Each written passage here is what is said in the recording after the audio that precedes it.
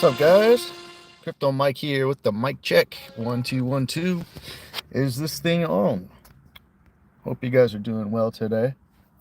I know I am. I'm very surprised, actually, to be honest, at how meme coins have been taking over. Like, what's going on here, dude? What kind of world are we living in? I don't get it. I just don't get it. I guess a lot of it's probably new money. And then whoever's holding the meme coins, whoever's holding a majority like supply of them, they just keep pumping them. And I bet a lot of them have, a lot of them are exchanges. Now, I've been talking about Bob a lot. Where is that? Bob would be in the 600s, I think. I thought I saw it in here. Bob is doing well. Today, it just had a really good day. Month is 166. Now, I've allocated a lot of my funds into Bob, and I'll show you why in a minute. Bob, and then also another one called MBD Financials that I told you guys about like 2 weeks ago. It's been doing very well since then. It's not even on here. It's not in the top 1,000 yet, but MBD Financials has been performing very well. And they just announced the other day too that they're part of like NVIDIA's an NVIDIA program. And I'll go and I'll show you that tweet. But look, since like a couple of weeks ago, I told you about it on the 17th down here, and it's been up only since then, just grinding away. And I put it in my hidden gems video. And yeah, it's just doing very well, and I really like this. I like this pattern that it's creating because it's a very bullish pattern. Look at this. It's grinding upwards, and these patterns always, like almost always, end up going like parabolic. So that's what I'm looking at, and I'm waiting for. It's budging up against right here. If any of you guys did buy when I put my video out, congrats, because you're up like 3x already. And it's budging up against this resistance right here. But it's really grinding, and it's grinding hard. And like every other day, it's up like 20, 30%. And today is a down day, so I took a little bit of profits from some of my other coins, and I put them in MBD because it's the most bullish coin I'm holding. Now, however, if you are looking to get in the meme coin game, which I don't even like suggest. I don't even like meme coins. I've basically talked crap about meme coins since the inception of them. Since Doge back in like, what was it, 2019 or 2020, when Doge just went freaking crazy. I was mad. I was mad because one of my friends at work was talking about it. Doge, Mike, Doge. And I knew Elon Musk had talked about it a little. I had no idea what was coming. But, is it even on my list here? No. Let's see. Doge just went nuts. And that just started a whole new thing. I think it was back in 2019. Or it might have been 20. And my friend told me about it. And I was upset because it pulled this. It was in 2020. Oh, okay. Yeah, it was a little later. No, it happened. Let me see. I think there was a big burst in 2019. Yeah, and then it came down, and then it did a lot better in 2021. Yeah, I mean, Doge just blew me away because I even had bought in some. Oh, it's really fucking flying right now. Dude, I didn't even see that. Wow. It's meme coin season, baby. That's why I'm so glad I found a meme like Bob that has been performing really well. And it's really been, look at that. It's really been making me happy as far as doing what I want it to do. and I don't think it's even got started yet. But the reason I'm very bullish, the reason I bought a lot more in the last week was because it broke out of this pattern. It broke out of this triangle. And that's very bullish. To me, that looks very bullish.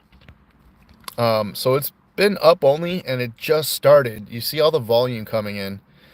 Now, the biggest holders of Bob are KuCoin and another exchange. I think it might be MEXC.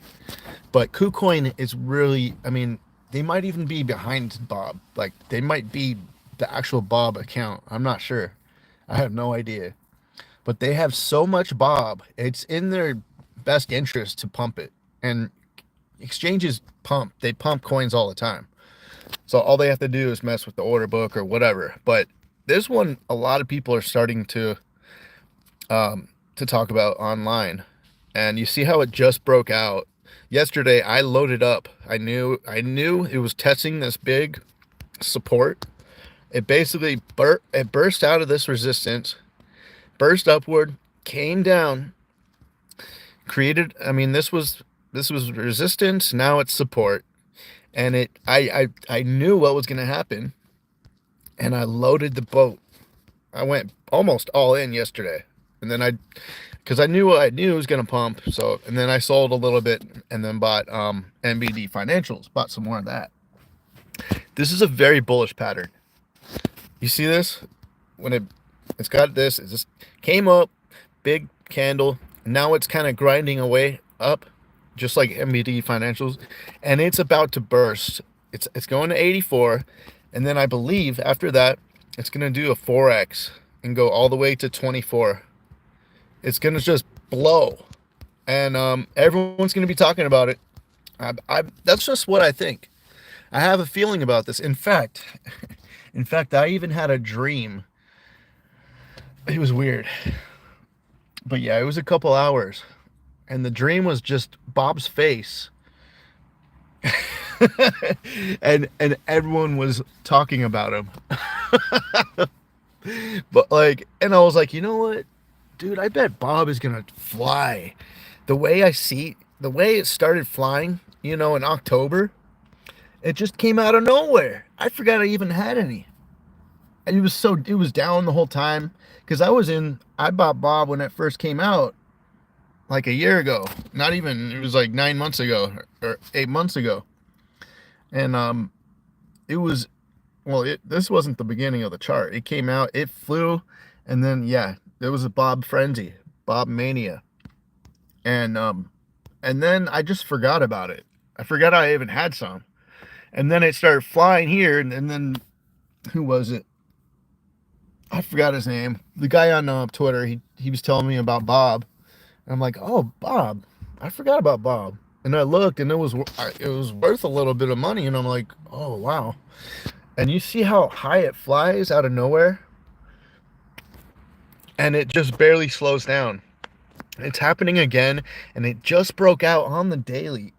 And the weekly closes pretty soon. So if it closes above this on the weekly, that's pretty bullish to me. But that looks like it's about to look just like a cup and handle, which it already kind of does.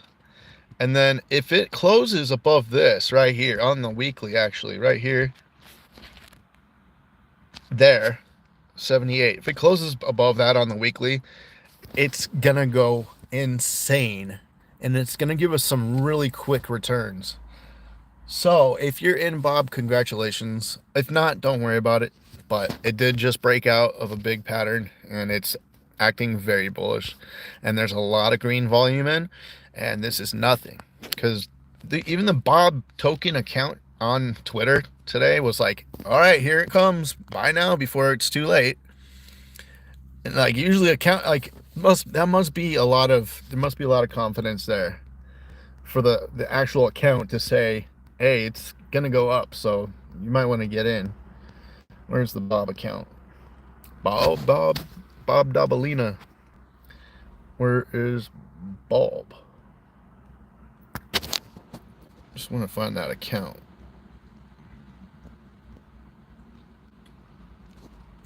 Bob ETH token. And the reason it's going is because of Ethereum. because Ethereum finally broke out. Bro, just it's there. Why don't you take me to it? There we go. Plus, they partnered with Bitcoin Cash, so I think some of the buy orders are coming from Bitcoin Cash. I'm willing to bet some of the big buys are coming from Bitcoin Cash holders, and they got all that for free. Imagine getting Bitcoin Cash for free back then. There was an airdrop, and then it went crazy. Man, so if I had a bunch of BCH, hell yeah, I'd choose a meme coin to pump for sure. So right here, where is it? Big buys starting. So my guess is either KuCoin is actually buying the token, or I don't know who's buying it, but there's a ton of buyers and big buys. This is a $23,000 buy this morning. I mean, these are big buys coming in. And then even the Bob token account, he says get in before it's too late. Bob Dabalina. Yeah, so like I said, I had a dream, and I didn't remember. I don't remember a lot of it, but I do remember that it was like a Bob frenzy, Bob season. I even typed that today. So I don't even like meme coins, but dude, there's something about this one that they're gonna pump it. I think they want it to get noticed. I think they want to get noticed. And it's just kind of stupid, but hey, I mean, most of them are kind of stupid. There's really nothing like too special. I think Bob is kind of humble. He's kind of just funny, a little funny. And he did very well last time the Pepe season was around. He was one of the stars of Pepe season, 8 or 9 months ago. And Pepe just came out of nowhere today, a few days ago. And if that's any indicator of what's coming, Bob is gonna go crazy, guys. Yeah, see, Pepe just came out of nowhere, and it did like a 300% gain in the last week. If you're on Twitter and you could retweet this for me, or just at least like it, that'd be great. That would help me out a lot, because I'm trying to do live streaming more often. Even sometimes I don't even really feel like it too much. But I'm like, no, I want to do this. I want to get into it again like I used to. It's a lot of fun. And I have a lot to say about crypto, and it feels good to be heard. And I mean, some people tell me like, hey, you should do it more often, because I learn from you, like MBD financials. Like, I'm sure some of you guys probably bought, and that thing is up like crazy. MBD financials right here, and I bought more today on this dip, because Nvidia, see that, look at, it was the 17th when I posted about it, all the way down here, and it blew up from there, from my video. That might even partially have been me, not me, but could have been my subscribers who were buying, because I know there are a few of you guys who do have a lot of money. I know that for a fact. Yeah, I've talked to a few of you guys. I know there's definitely multimillionaires who watch my channel. I wouldn't even be surprised if there are billionaires who watch my channel. I wouldn't be surprised. Seriously. I wouldn't. Yeah, because I'm one of the OGs. I don't like have an agenda. I just talk about random stuff. I don't ever really plan anything out. And yeah, I just share my thoughts. That's why I created a YouTube channel. Real quick, I'm gonna go to this live stream, and see, it won't even tell me that my own live stream is live. It puts crypto banter over mine. Like, come on, dude, where am I? I mean, at the very least, it should tell me that I'm live. But no, they have some weird shadow bans on Crypto Mike for some reason. Let's see if it pops up. Crypto Mike. And if you put Crypto Mike XRP, even though I don't even barely hold any or talk about it these days, it'll that's pretty much me. See, there I am. There I am live, and I just want to go and see. Yeah, whiff. What's up, guys? So, do I sound okay, guys? Just want to make sure I sound good. Hey, there's so many people here. What's up? Some old school OG people. Alex, you were like the first one. Whoever, you were the first one ever who like even commented or chilled with me on a live stream. There we go. I like XRP, but I like Chainlink. I think Chainlink is going to be used more than XRP. But, however, with that said, I will go look at the chart and I'll show you what I think, because XRP is going to probably blow up like we've never seen anything blow up before. There's so much built, like, pent up energy in that chart. There's still a lot of people who are coming into crypto and that's the first thing they buy. So there, I mean, it's not going anywhere. People say, there's no utility. Well, yeah, maybe the banks aren't using it. Maybe it's not being used that much. That doesn't mean people aren't going to trade it. and everyone in the crypto space knows. They know that when it goes, XRP goes. Everyone's going to buy some, even the shit talkers. They're going to buy XRP. And when they see it start going, when they finally see this XRP chart blow up out of this big bull pennant that is created in the last 7 years, yeah, like any trader knows, anything that breaks out of that is gonna have an insane, probably whole year, few months, if not a whole year, just really good returns. So let me go look at that. I did see a couple of you real quick. What's up, Red Bull Vodka? Thanks. Nice call. Are you talking about MBD or Bob or what? What's up, Ray Love? Hey, are you the one that I asked on Twitter if that's you, the Gypsy one? Did I DM you? Because I still don't know if that was you or not, but I think it is. So, what's up, Legendary Dave? How's it going, brother? What's going on, bro? Do you still have your beard? I know, that's all I ever say. You have a good beard. But, a good beard recognizes a good beard. Dude. There we go. Yeah, bro. Irrelevant microcap gems. I'm like literally telling you guys about.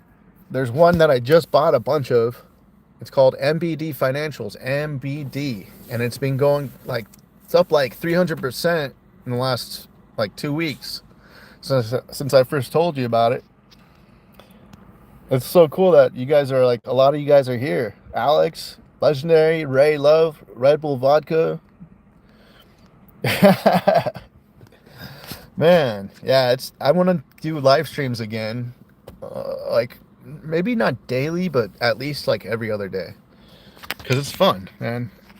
There's nothing funner than doing crypto live streams in the middle of a bull market when everyone's making money. All your internet friends, with an N, no D, all your internet friends are making money, and you're all no one in real life is excited like you are. So your internet friends are just as excited about this as you. And so it's really special. It's a special time. It's really a special period of time. A crypto bull market is life-changing. As long as you don't use leverage and, blow all your money. That's a big deal, guys. Don't use leverage and mess with too much leverage, because it will disappear your money faster than you got your money. It'll just go away. Half of your portfolio could be gone in one day if you try to mess with leverage. So I made a mistake the other day, which not half my portfolio, but a big chunk of it is just gone. I really did something stupid. So don't freaking use leverage. Because the thing is, buying and selling crypto coins is basically like leverage, except you can't get wiped out. Yeah. So you can't get liquidated. So no matter what your coins are worth, you're always going to have the same amount. And you just hope that the value goes up, the market cap goes up. But yeah, MBD financials. What else am I in? I consolidated most of my money into Bob, the meme coin, and MBD financials. I think Bob, if you weren't here a few minutes ago, I think Bob, the chart looks great. And then I'll go check out XRP too. Let's look at MBD financials. There's a nice dip that I bought the very bottom of. And now it's creating a double bottom. So I will bet after the Nvidia news that we got yesterday from these guys, I'll bet this thing is gonna blow. I don't know how high, but it's gonna go. Oh, so I'm glad I bought more. The chart is a lot more old. This is a new chart, so you can't see, but the all-time high is like way up there. But you see these ones that grind upward. If it's basically a continuation pattern. So it's probably gonna pull another one of these right here. So, you know, like it'll do the same thing most likely pretty soon too. Because I never see this kind of pattern without it. Whoops. It's gonna be a tough one. There we go. You don't see this kind of pattern without it pulling one of these usually. And so that's what I'm guessing. It'll be over 5, whatever that is, like a hundredth of a penny or something. I can see this, and I'll take a look at the other chart on CoinGecko. MBD financials, man, they fit like AI. They fit AI and RWAs. They're on both categories. AI, RWAs. What else? They have an NFT market. They've got it all. MBD financials. And then I'll show you this chart. And see, today is a good day to buy because it's down. And typically this chart is up like 25, 30% on a regular day since I bought it a few weeks ago. This thing's on fire. Okay, you see that chart? This thing is gonna freaking go crazy, man. Now, I don't know when, if it's gonna happen all at once. You know, I still do have the opinion that crypto's gonna, we're gonna see some kind of like correction or dip, a pre-halving dip, because that's just what happens every time. And also too, I mean, the chart is up so much on Bitcoin that it's got to come down a little bit, right? It's got to have some kind of dip. I mean, after all this green,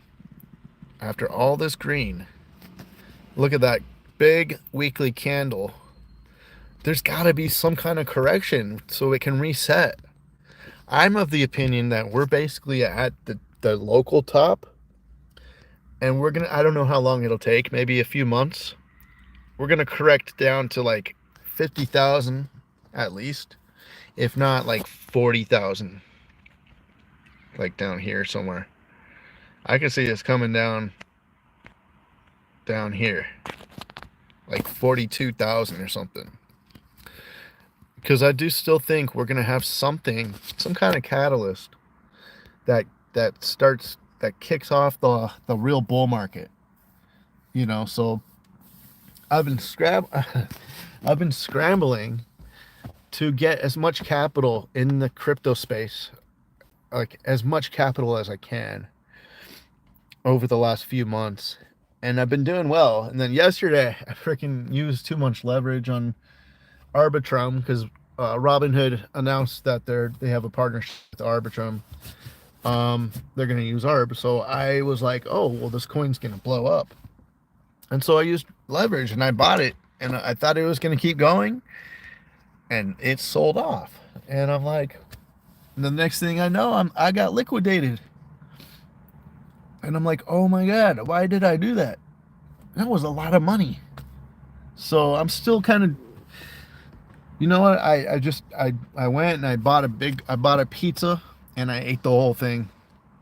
You know, I felt so disappointed and I just needed some pizza and I ate the whole damn thing and then I fell asleep and I woke up and it wasn't as bad. It didn't hurt as bad because, it's in the past. But I'm sure some of you guys have done that before. So what I was saying a few weeks ago is like I feel like we are like at this part. This was in March of 2020, right before the COVID crash. I think we're going to see something like that again. What is it going to be? I don't know. I think it actually might have to do with finance. It might be. I'm pretty sure from what I've heard, there's going to be bank failures in the month of March, maybe April, but most likely March. And then that's going to give the Federal Reserve cause to print a lot more money because they're going to have to bail out the large banks. So there's going to be a lot of small banks that fail. And then there's going to be a lot of liquidity, like a lot of people taking their money out of small banks because they say they have the money, but they don't. So there's going to be bank failures pretty soon.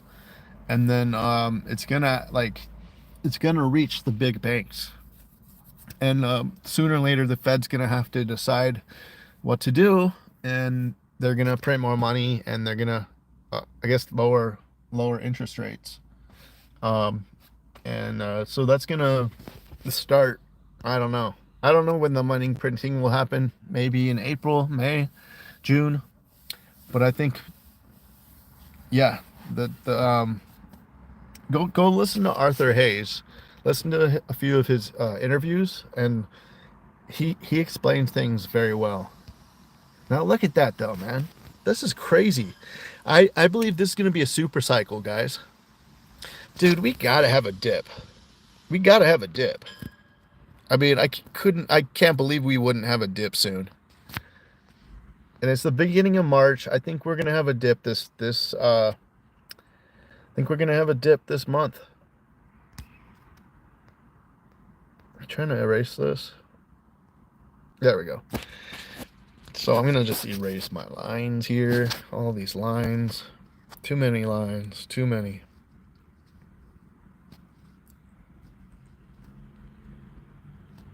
What's that last one? I could easily see us come down. I would like to see us do that. I'd like to see us come down here. Even though it would wipe out all our altcoins would get wiped out. Our altcoins would get destroyed. And we're going to wish we had some cash on the side so that we can buy more altcoins that are down like 50, 60%. I mean, it's so bullish that maybe it won't even come down before making a new all-time high. I mean, look how bullish that looks, dude. New all-time high. I could see a new all-time high coming really soon. But from what I heard, there's going to be a market-wide crash in almost every sector pretty soon. And it's going to be due to the bank news, bank failures. So we'll see in the next few weeks if we see news of bank failures and the market crashes. Then that'll be it. That'll be the last dip to buy before this thing goes nuts. Now, if it goes up more in the next week or two, so I get worried about that because it's like it's coming too quick, Because I do have the opinion though that this bull market is going to last for longer than we expect. I think it's going to last till like maybe halfway into 2026. Because I think it's going to be the last chance, before the U.S. financial system is destroyed, which it's on its way. It's already crumbling. Dude, look at that weekly close, man. Look at that. Look at last month's close. And today's a brand new month. That's a huge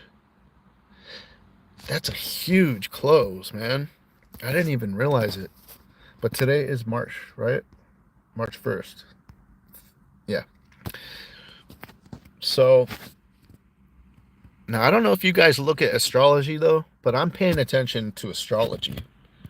And they're saying March is going to be crazy. Like there's going to be medical, you're going to look at your health. It's like physical health. Something about this month is like it's going to something you're going to notice something about your health, your physical health. And you're going to like do something good for yourself, get into good habits, something like that. That's what the astrologers are saying about this month. And then April is supposed to be a huge, crazy turnaround month. Like it's going to change our lives. Apparently, something in April is going to happen. Something big is coming around the halving, and not because it's the halving, but that's just how everything lines up. But I think Pluto is coming out of Capricorn. So I need to like really brush up on that stuff and learn it because these astrologers are really they're like excited and nervous at the same time. But they're all saying this year our lives are going to get turned upside down. Everything's going to change. This is the year of transformation. So I think on an individual level and just on like on a soul level, things are changing. I mean, my life is already changing dramatically this whole year already. I mean, I'm changing a lot. I'm looking at my health a lot more. I'm going to the gym a lot. I'm like building like godly amounts of muscle. I mean, it's insane. I don't know if it's the crystallization of my cells because we're all raising in frequency. Because I've never built muscle this fast, ever. And it's like I don't even have to do anything. But I guess once you build the foundation, then it's easier to pack on muscle. Plus, this time, I used to be a vegetarian when I was working out a lot. And that just didn't work out for me because I couldn't build muscle. I was just working out. I was getting lean muscle, but I wasn't growing muscle. I was just getting skinnier and skinnier until I started working at the country club. And then they had the best burgers in the world. And I had to deliver these things to people because I was a server and a busser and a food runner. And I just broke one day and I'm like, dude, give me that burger. And I ate my friend's burger. And I'm like, oh my God, this is so good, man. And I never went back to vegetarian. Now, I'll tell you what, though, I felt so much lighter without the meat. And I think, especially with the carbs, cutting carbs out is really a game changer. And it'll actually affect your mood, too. Especially me, someone who has ADHD. You're not, like, people with ADHD are not supposed to be eating carbs. I mean, if you're going to eat carbs, make sure the complex carbs, like whole wheat, or whole grain pasta or something like that. Because the simple sugars, they really break down and they fuck us up. They fuck up our heads. People with ADHD. Also, too, if you got ADHD, go ahead and grab yourself some fish oil and take that as a supplement every day. And then come back and tell me how you feel. By the way, I don't know if any of you guys have heard of Cognizant, but I tried it. I picked it up at CVS Health, at CVS, the store, and I got these pills, Cognizant, citicoline, and I take one every day, and I feel like I can think. My brain power is like 15 to 20% more on the daily. And that, I appreciate it because, like, well, I also take kratom, and that makes me feel really stupid. It like takes away my brain power, and so at least my brain, at least I know that my brain is still there. And it's just not, it's just been kind of dormant. But, oh, I saw Andude. I saw Andude was there. Sorry, I forgot to say hi, but I did see Andude for a second. Andude James, and I hope you're doing well, brother. Let's see if I can pull this up again. Let's do this. There it goes. There we go. Dude, thank you guys for being so active in the chat. That's freaking awesome. Yeah, Velodrome. I heard Silver Rapture. I heard Velodrome is great.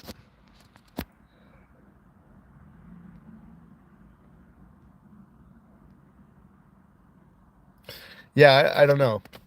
I've got friends who love Velodrome. I've used it on Linear. It's Linear's a layer 2.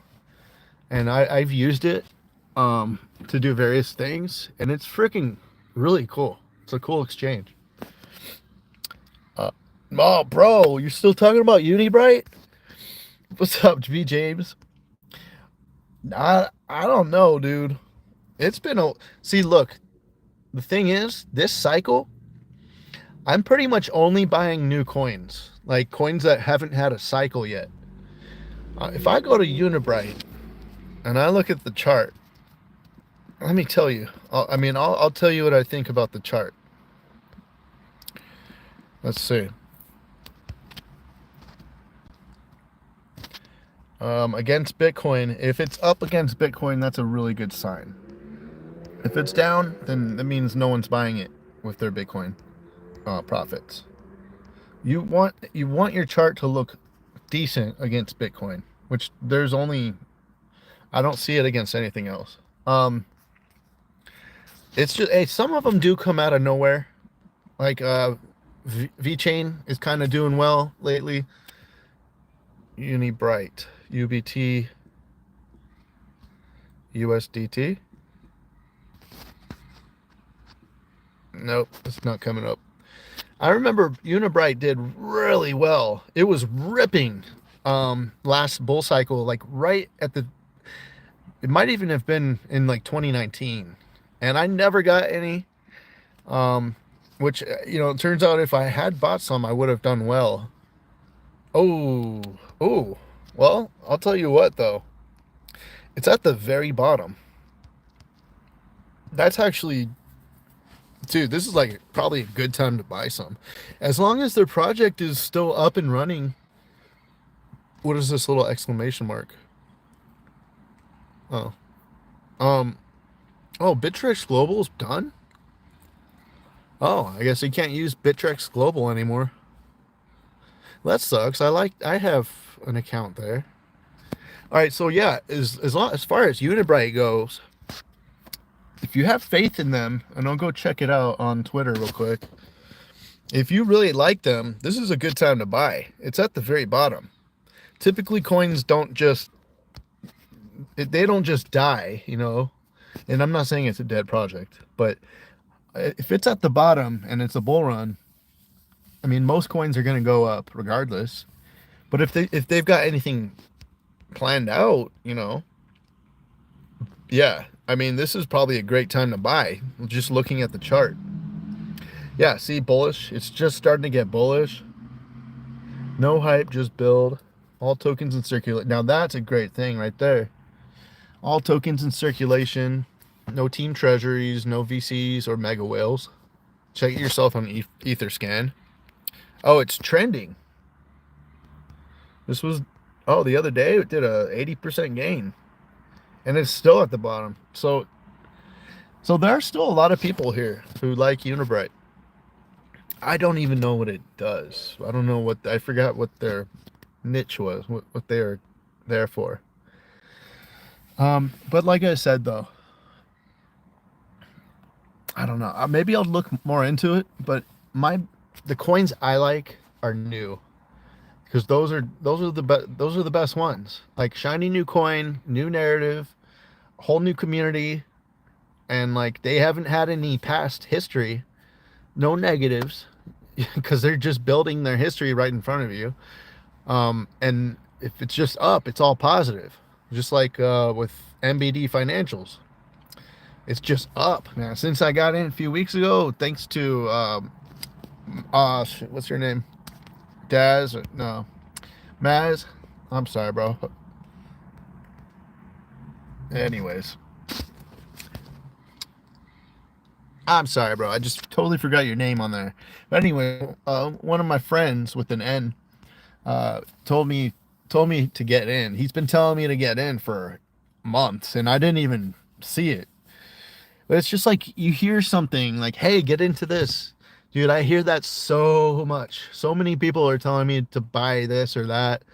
It's just like, unless you just give me more information or and then he finally told me, he said, "Hey, you need to get some of this ASAP before it goes bonkers." And I was like, "Okay, I got some." And I told you guys about it too, like almost right away, because I saw the momentum going forward. And I was like, dude, this has got to be in a video. Like, I got to tell my peeps. So MBD, I believe it's going to keep going. Now, if Bitcoin did decide to have like a big just dump, then yeah, I think that'll end all the bullishness for a little bit. Or it'll just dump, and then once it stabilizes, then alt season will continue, because so many people took profit from Bitcoin and they're just waiting to buy some Ethereum or whatever, like all sorts of meme coins. Five Guys is pretty good, by the way. I'm gonna guess the cost was $45, because that stuff is expensive. Five Guys is delicious, and if you get the fries, try out the seasoning. It's like what is it called? Cajun. It's a Cajun seasoning, and it's freaking delicious. But I must warn you, if you eat it all, like, especially if you get the grilled mushrooms, it might give you stomach problems. So just take your time when you're eating Five Guys. Take your time. But yeah, I mean, it's probably the best burger out there.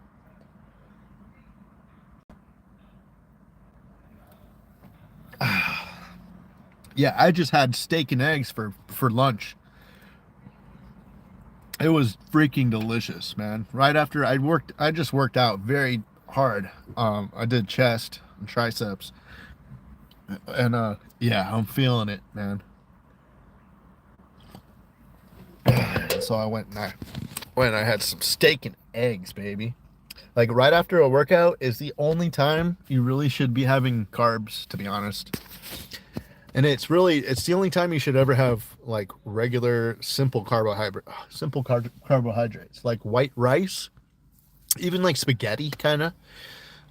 If you're gonna have like regular simple carbohydrates, just like regular spaghetti or white bread or something like that, after a tough workout, it's the best time, because it basically dumps all of that into your muscles, and it digests very quickly, the simple carbs, and so that it gets into your system while your metabolism is running, and like it's feeding your muscles.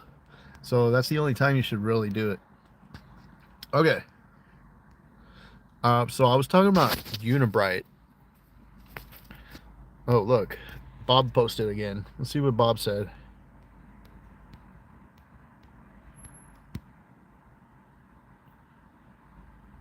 What's that?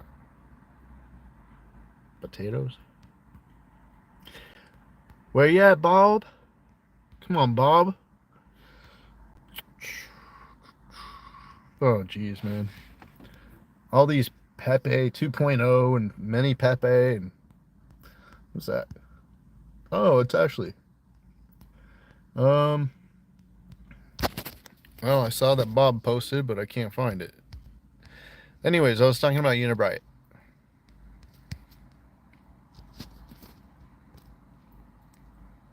Dude, look at memes, man. Meme coins are up like crazy today.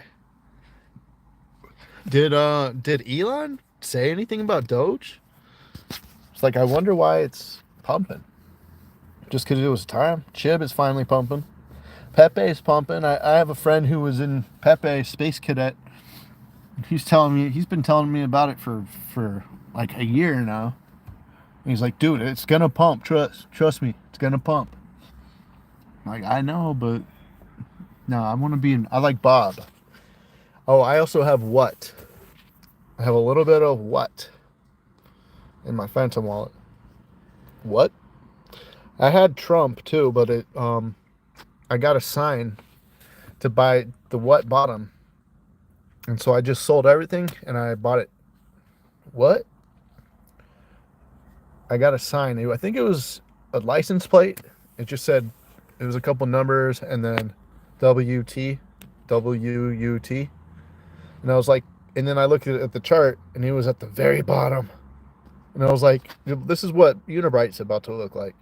But I was like, oh, I just got a sign from the universe and the chart is at the very bottom. I'm buying. So I just consolidated everything. I put like $30 in and now it's worth like $82 or something like that. So that's cool. And hopefully it goes up a lot more. Yeah, I think Unibrite's gonna probably look like that pretty soon. I can actually look at Unibrite here. So yeah, bro. I mean, I don't have any Unibrite because it's gonna take a lot for me to actually want to buy Unibrite. I don't know. I don't have a lot of coins, and the ones I'm in, I'm in the ones that have momentum right now. Even though Unibrite's a good. It's at the very bottom, basically. It's at the bottom of the chart. So do a daily, and it looks like it's had a good March so far, or it had a good February, and it's still at the bottom against Bitcoin. Because I mean, Bitcoin's been blowing up, so I mean, almost everything is bottomed out compared to Bitcoin. Look at that, dude. Sheesh. Once it gets past that, it's going all the way up to here. Yeah, it's doing another 100% pretty soon. But, I mean, I wish I could buy all the coins, man, but I can't. I can't buy everything. It's just, if I had a lot of money, I would probably go in Unibrite just to be in it with you. Because, like, I like being in coins with my friends. Just writing the coins up, talking about them, and, like, just feeling that general excitement with your friends, So, but, yeah, I mean, like I said, I'm starting over from last cycle. I have less than I had. I have less this cycle than I had last cycle at the beginning of the bull run. So I'm like really grinding, and I just don't have a lot of money to put in coins. And the ones I want, see, I wouldn't buy something like that. Even though just because it's up so much, maybe on a dip I would buy. Yeah, if there was a good dip, I would buy it probably. Anyways, go to the chat.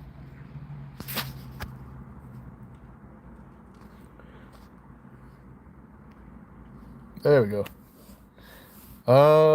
Man, thanks you guys for like chatting away.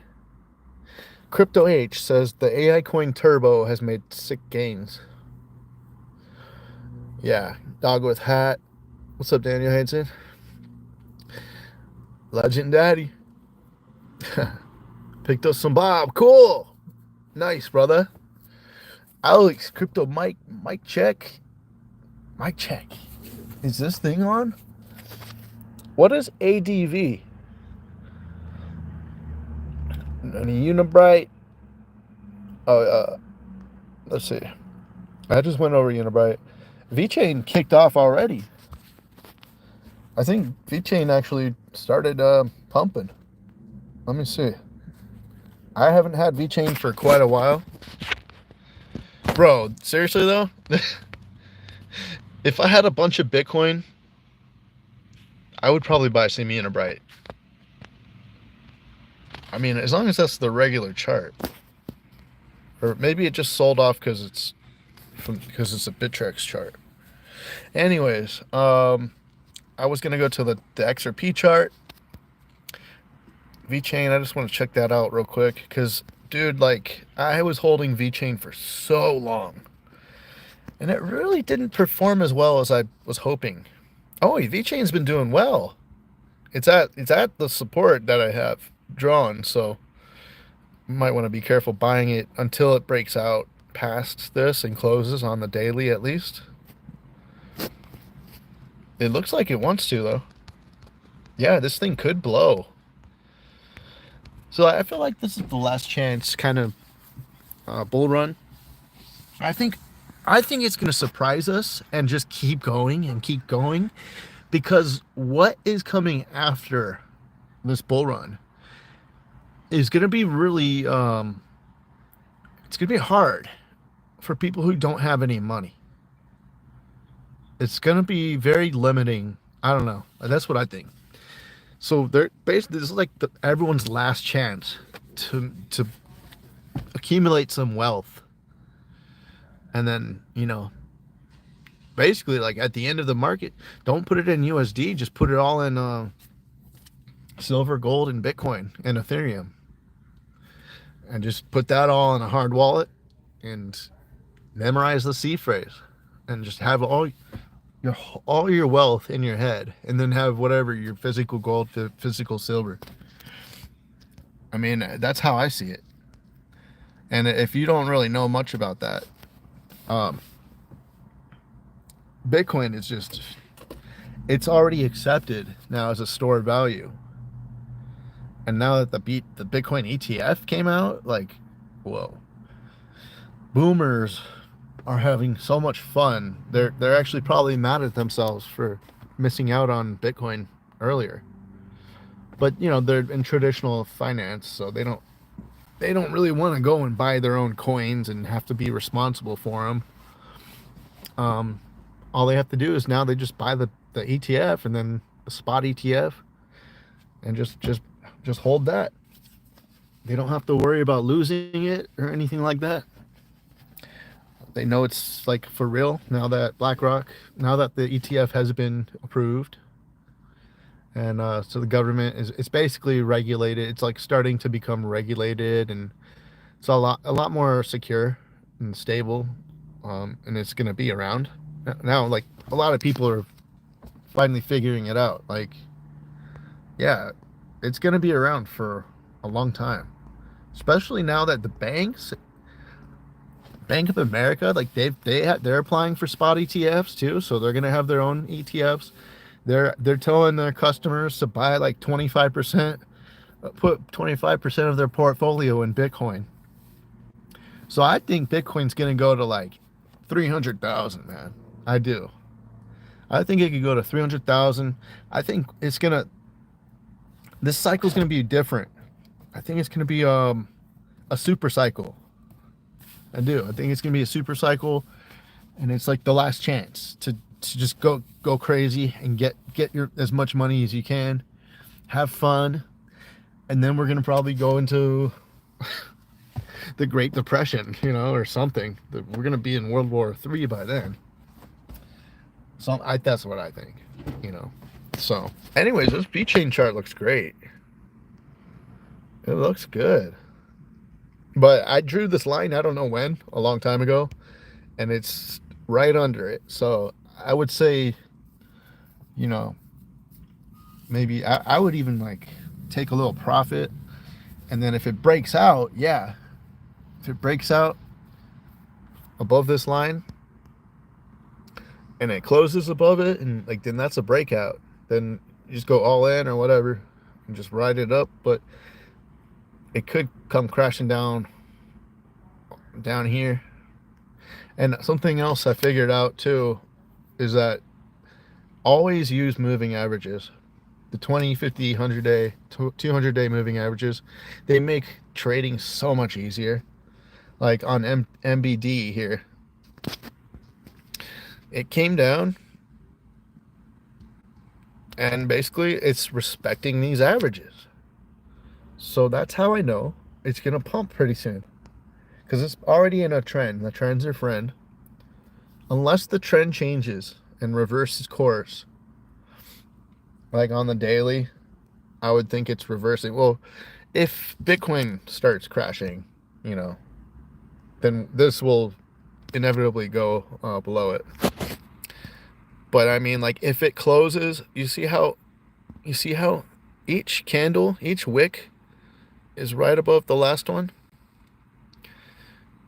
Maybe if it closes below any of these, that'll be a reversal. But this thing is so powerful. You know, something's in a bull market, in a bull trend, when all these lines, all these moving averages are nicely spaced out and going in an upward direction. So I can even hide this here. And you can see it's bullish just from looking at the moving averages. On the 4 hour, you see that's a very bullish sign. Kind of like a rainbow. And it's arching, but it's going up. And none of the moving averages are crossing over each other. That means it's just straight up. It's just going up, and it's not stopping.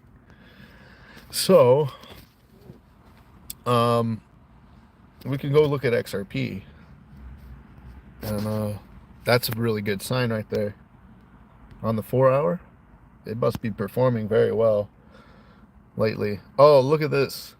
Oh, yeah, look, like once that 20-day moving average crosses the 100, it already crossed the 200.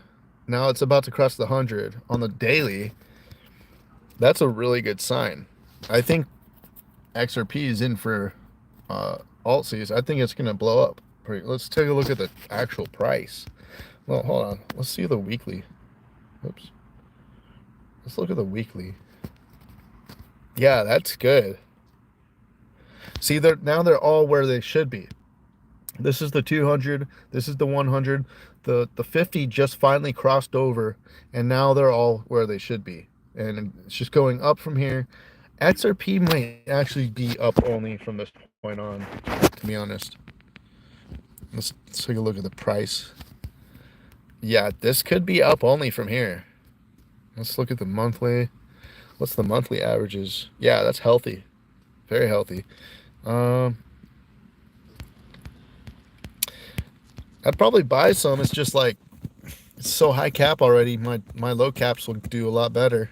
But the thing is that it might be worth having some because of the explosive upward momentum that XRP used to be known for. Whenever it really pops, it's just this money comes out of nowhere and just really blows up. And it's already grinding up. Let's see what we got here. So it is at resistance. It's at somewhat of a resistance here. So, but it's going upward. It comes down, higher lows, higher highs.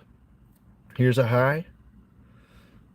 Here's a higher low, higher low, higher high, higher low, higher low, higher high, higher low. And then the next step is it's going to come up here to like $1.15 or something, $1.25. And then it's basically what XRP is doing here. It's building itself up into a parabola. That's what it's doing. You can clown on XRP all you want. This thing has been bullish. It's been in a very slow uptrend since the middle of 2020. You can't really say that about like Bitcoin. That's when, or 2022, I mean. Bitcoin was like done in 2022. So XRP is on its own timeline. I wouldn't be surprised if XRP had a really good year. Because I think April there's a deadline. There's some kind of with the with the lawsuit. I guess it's going to be finalized. It's like over. It's all over in April. And you know, that coincides with the halving perfectly, and that also coincides with the astrology. That's supposed to be pretty crazy. Yeah, April is supposed to be crazy. And then also too, I heard like April's going to be crazy for Trump because his birth chart or his natal chart is like everything's building up for like this year for him and next year, and especially this month, uh, March, April, for him. I don't know what that means, but I don't know what's gonna happen. I know, who knows? We might go to like civil war, and then he would be like the leader of probably, the Republicans. I don't know. I really have no idea. I hope we don't go to civil war. That would be really weird, and that would suck for anyone who's in the wrong state. I don't know, but that I don't think that's gonna happen. Anyways, but our cryptos would go nuts, which is just like when COVID happened. I didn't like COVID. I was not having fun watching people be stupid about it, believing everything they hear. People like there was a few people I knew who they were worrying themselves so they were worrying so much that probably got them sick. Because you stress out enough, you're producing a lot of cortisol, which lowers your immune system. The more you stress out, that you need anxiety. It's not good for your immune system. And then on top of all that, they tell us to like stay inside and get away from everyone. No sun, no. Nope, just shots. You need the vax. No sun, no. Don't go outside. We need to lock you down in your house. If you take the vax, you'll be just fine. Right, they're making all their money, and they know it. And even Trump made a lot of money off the vaccine. So anyone who knew what it was really about, and they're kind of like evil and don't mind taking advantage of people, yeah, they made a lot of money. I made a lot of money, but it was only because I was in crypto, and I knew it was coming. I didn't know COVID was coming, and COVID most definitely propelled our cryptos way higher than they would have gone because of all the money printing. And it's funny how the average people didn't even understand that it was going to inflate all the money. They didn't. I was telling people at work constantly, oh my God, like prices are going to go up on everything. And they eventually did, like a year later, or maybe it wasn't even, it was, yeah. I mean, and the prices are up still. They're not going down, And so what happens is like, we go through cycles where, well, let me see. We go through cycles where we got this inflation. Basically, we give the government, whoever's in charge, they take from us until it becomes unbalanced. And then we go, hey, we see what you're doing. Stop that. And then we got to right the ship. Yeah, but they still like took, they get a lot done in a small amount of time, and then they give us years to cool off. Like COVID, there really hasn't been a whole lot, that has really affected all of us. Even the Ukraine war, that hasn't literally like physically affected me. The Israel war, that hasn't really affected us here in America, at least. It hasn't really affected us too much. Like, remember, like COVID did, though. If you live in a big city, you remember, like, you had to change, like, your whole life changed.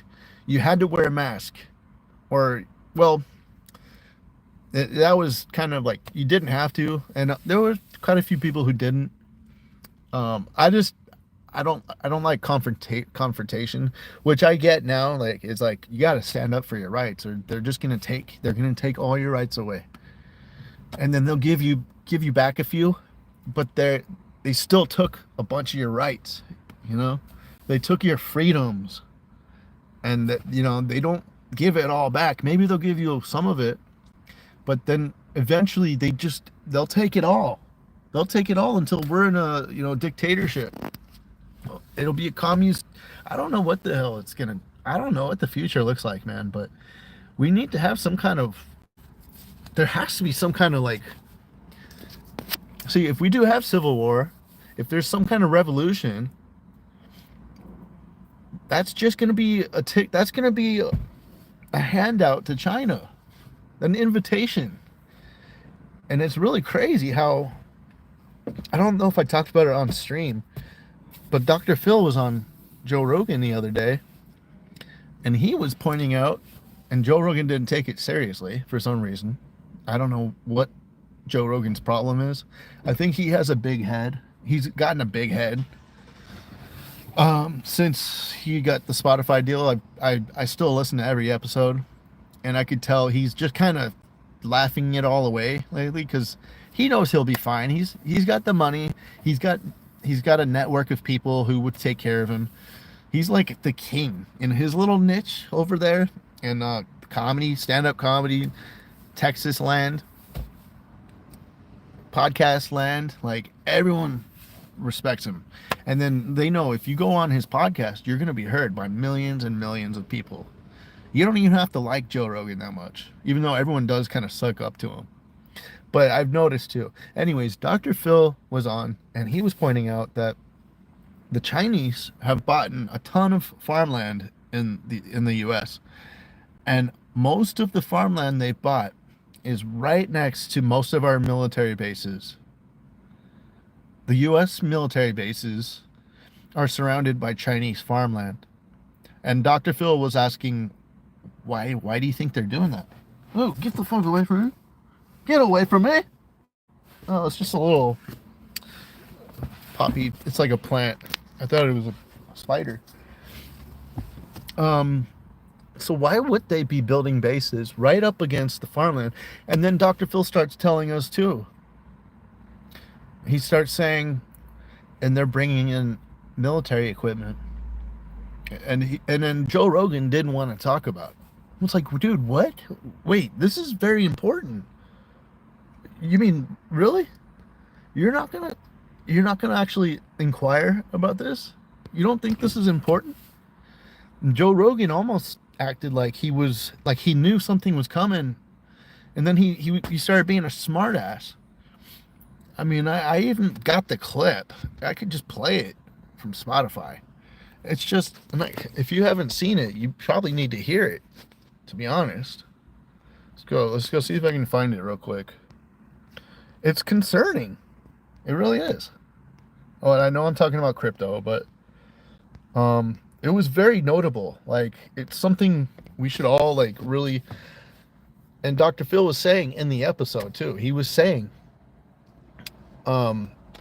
we need to start asking questions. Why aren't we asking questions? So he's actually coming up with a new network to where he puts the information out there, he says, and he's going to just let people decide what's real and what's not. The overall concept is just athletically, I think that's a bad idea. Obviously. Most people agree with that. Yeah. And the people that... Things that don't matter, and they wear brown uniforms. And then there are the federal that wear green. They just changed the corporate entity and in books. And I said, I'm done. My last book will be an autobiography, and come back, then are being reported. But there's a lot of deep shame attached to that, obviously. That industry is. I bet it's pretty sizable. Oh, I think it's $1 billion industry. I think they're taking... That's got to be devastating, too. For the rest of your life, you feel like a fucking loser. We don't need more agents. Okay, hold on. I'm trying to find it. We don't need new legislation. It's very important. Told by people that are at the border and have witnessed this themselves. Well, he's also saying there's a lot of military-age men coming through the open border. It's like, dude, is Joe Biden actually China? Is he, are the globalists using him to set up a complete domination of the U.S. from within? Military men from other nations that hate us, they hate our freedoms, they hate our values. You know what? You know why the U.S. is being destroyed from the inside out? It's because we're the only nation that stands in the way of the globalists. and they hate our Western values. And so they compromised our leaders. Our leaders are already compromised. We've already seen that. They're taking actions and they're making policies that are the opposite of what they would for a strong country. You know, like we were back in the 50s and 60s, we were a strong country. We had very good morals and ethics, and we had a good system going on. And I mean, I wasn't alive, but you know, everything seemed to be. It was like the fourth turning. It was in the second stage already, which is like the celebration, like fun stage. We're in the crisis stage right now. We're in the next 10 years is going to be wild. Next 5 to 10 years. It might happen quick too. It could happen in 5 years. The number of military-age men that are showing up with military haircuts, clearly in shape. They're saying these guys are showing up with six-packs and military boots that are coming in is not an insignificant number. Now, where are they going? We don't know. We don't know where they're going. We're not following them. We're not tracking them. And one thing I want to be real careful about, and I'm very sincere about this.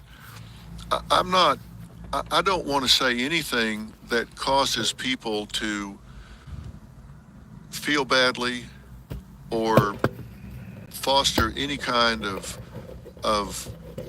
hatred toward Asian people in the United States. It's not the people, it's the government that's the problem.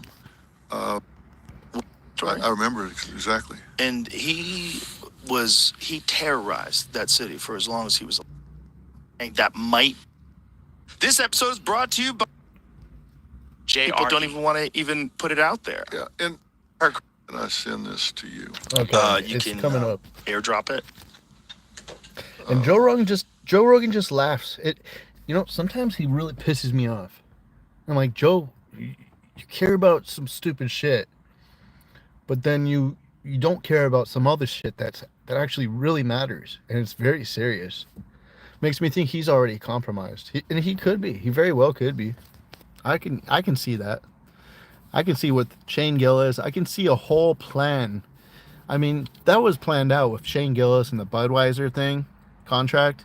Then he was on Saturday Night Live again a few days ago. I don't know. Something's going on. Something's fishy with Joe Rogan and all his friends. I mean, I still listen to every episode. I like Joe, and I like his ethics, and I like his drive, and he's very admirable for sure and respectable. But just once in a while, man, I'm like, fuck you. I literally say this out loud. I'm like, fuck you, Joe. Dude, like, don't laugh about that. This is serious shit. Jamie, help him out here. How do I send it? How do I send this to you? Send it to him. You are from another country, and we're so naive because nothing ever happens here. You're acting here naive. On a given day and create havoc. Of course they could. People in the United States. It's not the people, it's the government that's the problem. I think that we've got, it's just like... I'll just play this real quick, and then I'll get back to crypto. If they are sending people over here that are military aged with an agenda, would we be naive to think that if we've let that many in, that they couldn't spread out across the country and in some coordinated effort attack the energy grid here on a given day and create havoc? Of course they could. Of course they could. Do you remember when that cop went rogue in LA a few years back? I don't remember what caused it, what happened, what the situation was, but he just started killing people. He killed a bunch of people, killed a bunch of cops. Horner or something and then like they wound up getting to him near Big Bear. Yeah. Somewhere up there. I was right there. I don't know if you guys heard about that, but that was right next to where I live. I was on the lookout for him while he was out killing people. I was like, dude, he could be right next to me. I think his name was like something Dorner. And then he burned himself alive, and I think he probably killed himself, and then he lit the cabin on fire. Up in a cabin, and they wound up shooting him. Do you remember that story? I remember it exactly. And he terrorized that city for as long as he was alive. He terrorized those cops. And a good friend of mine who knows a lot about the military world and the tactical world said, listen, man, it would take 10 dudes, 10 well-trained dudes, and they'd take over this fucking city. I go, really? He goes, 10 guys. He goes, 10 bad motherfuckers who are well-trained and well-armed.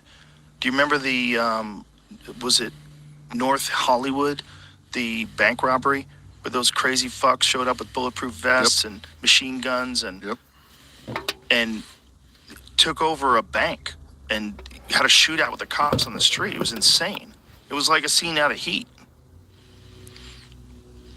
Anyway. That scares the fucking shit places. But we're a part that might.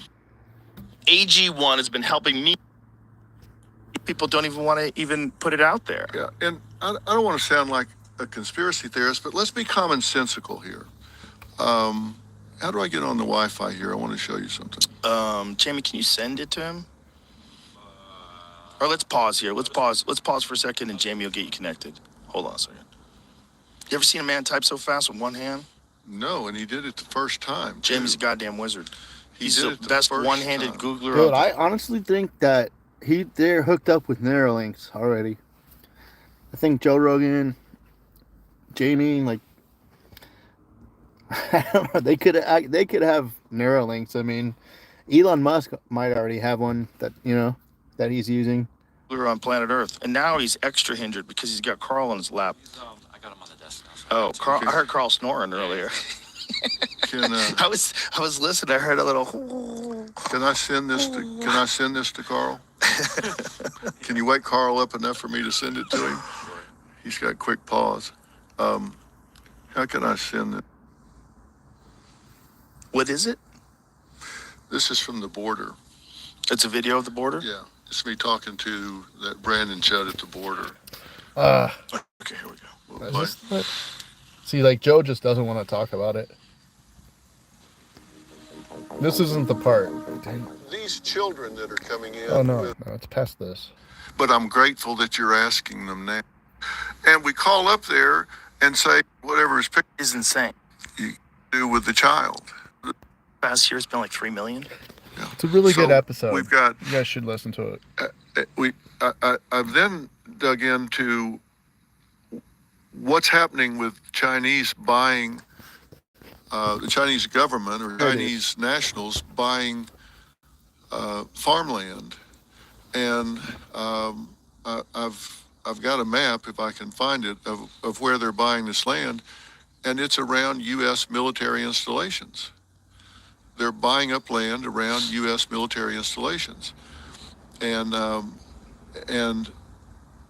so when you look at the amount of land that they're buying, it's not all that much. I mean, it's a lot of land, but given as much land as there is, it's like maybe less than 1%. But when you look at it strategically around military installations, it's really concerning, and then when you look at what's happening at those military installations that they have land around, like B-2 stealth bomber training. But this is where he says, like, they're doing training at the farmland. The Chinese are doing training. Drone training and all. It's very, very troubling. God, it's so strategic where it's all placed. Yeah, if I can get a hold of that map and show it to you. It's kind of crazy that the United States has been invaded. And when did that start? With the purchase of farmland? You know, it's been going on. For how long? Like when did so this is talking about Son owns 40% of Chinese-owned land in the U.S. He owns over 100,000 acres of land in Valverde County, Texas, several years after.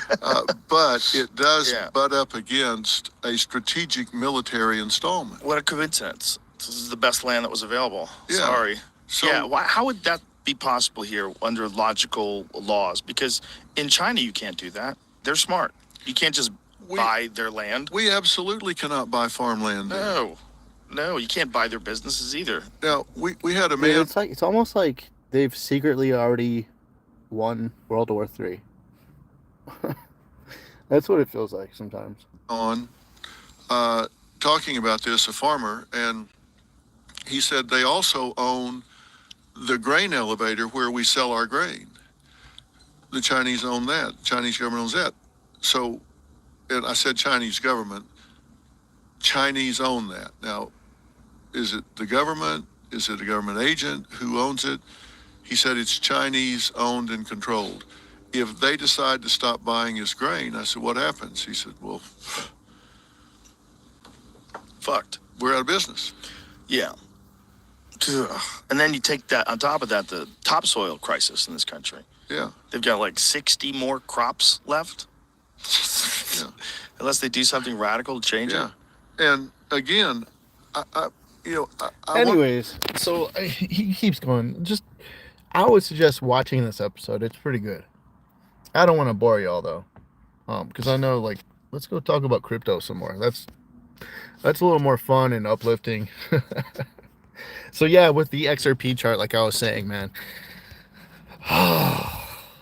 it might be worth a buy, even though I don't know if I told you guys, but I'm only buying low caps.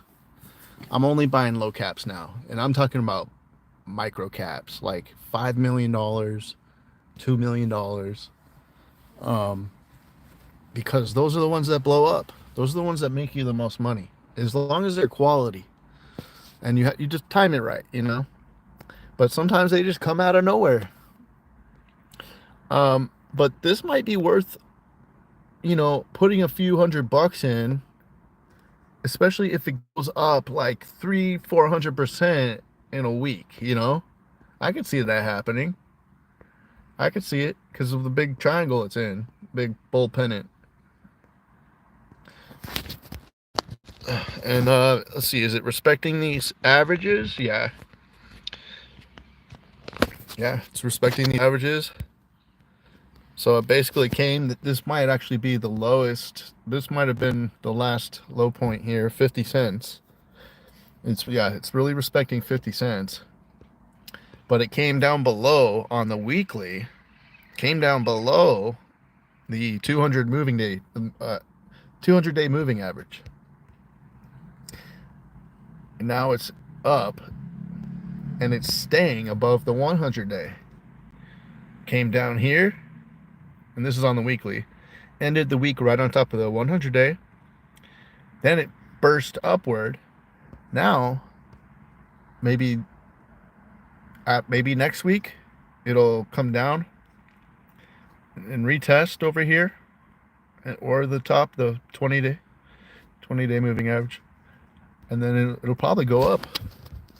It'd be really cool is if XRP, like Bitcoin and basically the rest of the market, comes down and starts like just diving, but XRP started going up, like contrarian to everything else.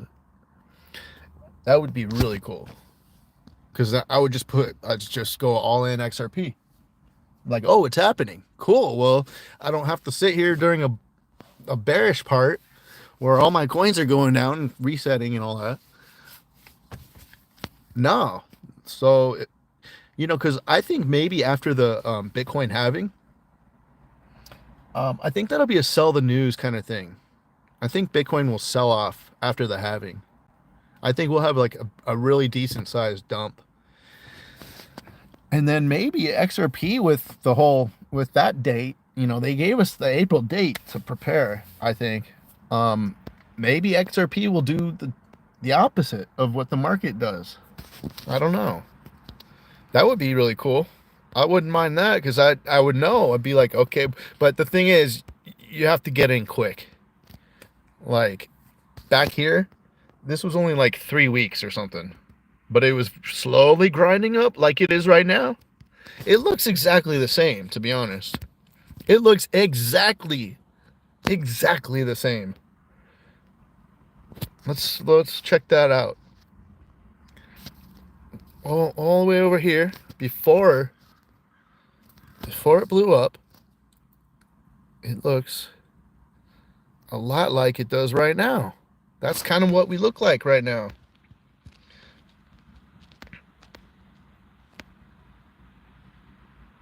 Just like that. Isn't it? I think so. Because we have the high, we have a little valley, but now it's been in an uptrend for like a couple years actually. Just slowly grinding, just waiting for that catalyst. And once it goes above this, whatever, once it goes above, well, it's slowly grinding up. It's going to hit this. And then it's just going to like get faster and faster. And then once it goes above all-time high, I mean, once it like, this is actually a really good time to get in. It really is. I might start taking profits, putting it in XRP, because I'm doing that with Link. Like any big profits I make, I'm putting it in Chainlink, because this is the best chart in the whole crypto. Look at that monster, man. I love that chart. Let's get rid of some of these lines. Link is going to be here to stay. I think it'll be in the top 3 by the end of this cycle. I bet. Let's get rid of that. Yeah, Chainlink is special. But yeah, see, this one's really actually just became bullish on the weekly. So yeah, I'm putting, because I think it's gonna hit, go to $1,000. But and that's for real. Like we used to say 589 for XRP. That's just not realistic. But Chainlink is just chain agnostic, and it's like the king of all blockchains, even though it's not a chain itself. Anyways, yeah, I was doing that for maybe XRP and Chainlink. What about Stellar? Do I have Stellar on here? Another one is DMTR, Dimitra. That's a good low cap. And it looks like it's going to burst. But I did sell most of I sold most of it for MBD. Even though this did break out, Dimitra, it's about to break out. There's another one called Index. That thing, I think Index is about to break out too. Happy's just not moving. It's just very slowly climbing. It's probably going to just someday surprise everyone and just break out of this. This is basically a ascending triangle. Yeah, this thing, Happy's about to fly, dude. I sold most of my Happy for MBD, but I'm gonna be buying back in because this thing this sell wall is almost destroyed. So yeah, I think it's gonna fly, dude, like real soon. And I put this in my micro cap video too. Dude, that's about to fly, dude. Look at that. It doesn't have much more room to go. Or, or it can come down. And that's what happened. If Bitcoin crashes, that's what it'll probably just break this whole uptrend. Oh, Sign. I was telling you guys about this one. This one's doing very well. And it broke out of a big triangle, and I think it's going to keep doing very well. Wait, what? Yeah. Because they have a mainnet coming. So this thing's probably going to like $4 or $5 pretty soon. Oh, Maple just broke out. This one just broke out of a falling wedge. You guys, Maple is a really good one. Maple's big. This is going to be one of the big ones that we hear about. I can promise you that. This one's going to $350 at least, maybe $1,000. Might even go to $1,000 because they do institutional loans and stuff like real world assets, but it's a lot of money, and they just they just went live on Base. So Coinbase basically using their protocol. And Coinbase tried to make their own that was kind of similar to Maple's, but then they ended up just using Maple's. And so that basically tells me that there's some kind of partnership, or like, I don't know, buyout or something. Coinbase is definitely connected to Maple like strongly. So we could see some kind of Coinbase announcement and this thing will fly. It's very cheap. It's anything under $20 is cheap. But I do want to look at Stellar.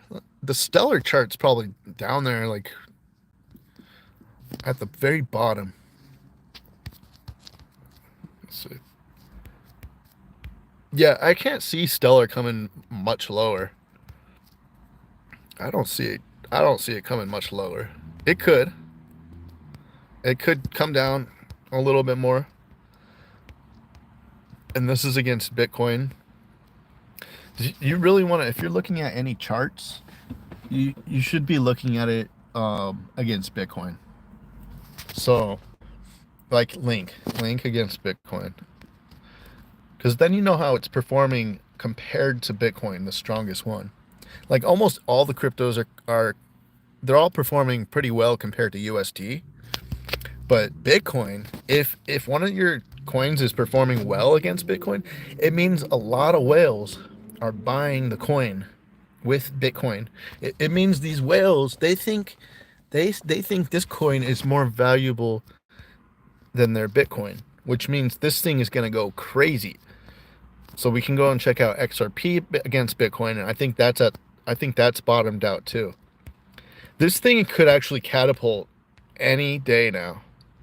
Chainlink.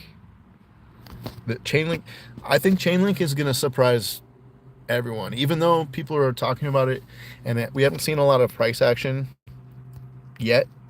I think it's going to come out of nowhere, and it might even be the star of this bull run. I don't know. Maybe like some of these older coins like XRP and Chainlink. I don't know. I'm kind of excited. I'm excited to see what the future holds. XRP against Bitcoin. Dude. Bro. If you got Bitcoin, if I had Bitcoin, I would just trade it all in for XRP. Look at that. It's at the very bottom. Bitcoin just made a lot of money. It's almost at all-time high. I mean, how long is it going to be before this chart starts rocketing upward? It's not going to be that long. There's no way. No, it's going to just come out of nowhere. It's going to come out of nowhere. And it's going to pull something just like that. And it's going to make a lot of people happy. And then it's also going to make a lot of people mad, because they weren't in when it was very cheap. And if I had Bitcoin right now, I have a lot of Bitcoin, I would definitely be accumulating XRP right here. And look how long that base is too. Dude. Yeah, this is the time to buy with your Bitcoin. You got Bitcoin, you just buy this directly from Kraken or Bitmart, Bitfinex. All you have to do is put your Bitcoin on the exchange and you can buy XRP directly with your Bitcoin in one transaction. Damn, son, look at that. Just like back here. It's just like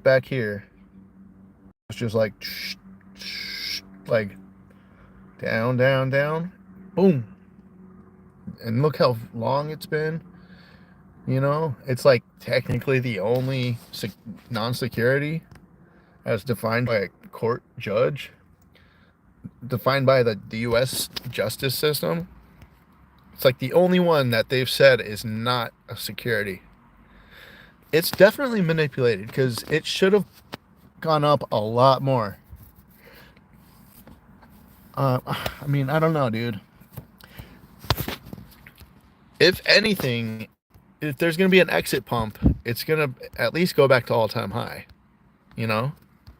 So I just don't really think I don't think anyone's really going to use, maybe they'll use XRP like a little bit, but it'll still be nothing compared to the private blockchains that the banks are using, you know? They're not going to just use it. Why would they put all their trust in a company that holds half the supply of the XRP? They wouldn't do that. They're too smart. I mean, why would they give away all their power to some company, you know? Some new like fintech company that holds half the supply of the coin. They wouldn't do it. So I'm sure they'll use Ripple, but they're also building their own private blockchains that they're using. They're already using them. See, it'll be more like this. More vertical. Dude. Yeah, something like that. Boom! Just out of nowhere. I hope, man. It's a good time to buy some. Not gonna lie, man. It's a good time to buy. It's a good time to buy some Hex. Look at this. Look at this chart. Dude, that thing's about to burst. Bro, if you don't think that's bullish, this thing is about to blow. Hex, look at that, dude. Look at that double bottom. I mean, it's almost like it's like everything, dude. This is one of the easiest charts. Look, kind of like a shoulder, a double head, like two heads and a shoulder. But it's a nice double bottom, beautiful double bottom. I don't know what Pulse looks like. I'm sure that one looks even better since it's a newer coin. Dude, it's doing the same pattern. Hex is doing the same pattern. Down here, little dip here, down here, just this little, and it's going to pull the same thing. It's going to pull this, except for it's going to be green instead of red. And then, look how high it can go. Dang, man. This thing can run. This thing will probably run all the way up here.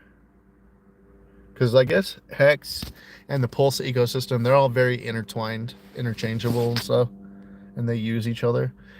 This is another one, guys. Rose. Oh my gosh, look at that. I missed that one. This is too high cap for me right now. But I did get a lot of signs about this one. That this is going to be a big chain. So their meme coin just came out like a few days ago. It's called Rosie. This is Oasis network.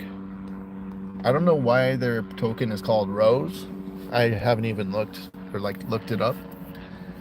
But if you're trying to get in on this, you might want to just stack that Rosie, because any chain that's successful, they usually have a good meme coin that comes. And Rosie is the first one on there. It just got released. So if you think you might have missed Rose from the bottom, like me, I might just buy Rosie when I get a chance. But for now, I'm in mostly just Bob and MBD financials. That's pretty much it. I'm in Phi. I'm in Fidium too. So there's a good chunk of my portfolio in Fidium. So it's locked away. And I like it like that, because then I can trade it on leverage trade. You guys don't ever use just leverage trading. It's not worth it, man. I always lose, man. I always think I'm so smart. I'm always like, oh, dude, I got this. And it's such a rush when you do. Like, goes up a few $100 in like 5 minutes. And you're like, whoo, and it's just going. And then all of a sudden, it's gone. It's like, whoa, what? You're like, dude, wait, what?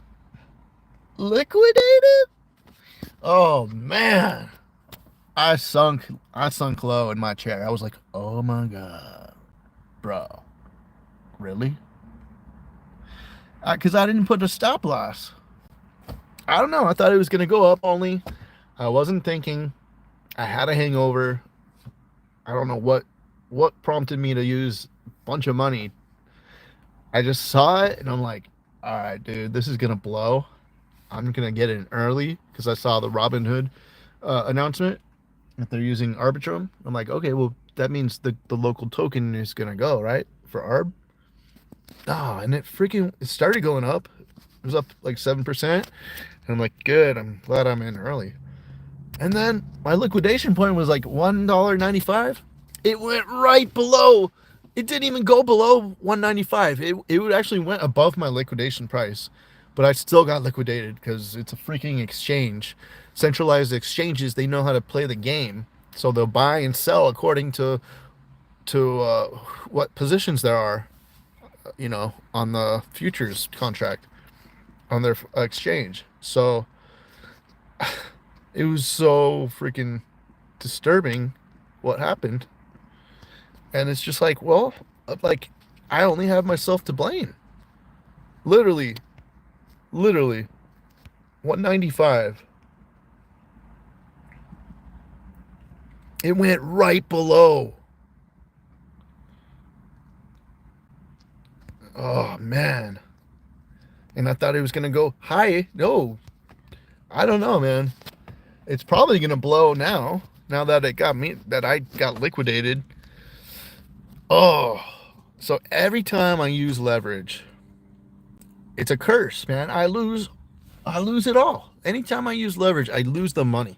And it's because I do high leverage. I don't have patience for the, 2 to 3, 3x leverage.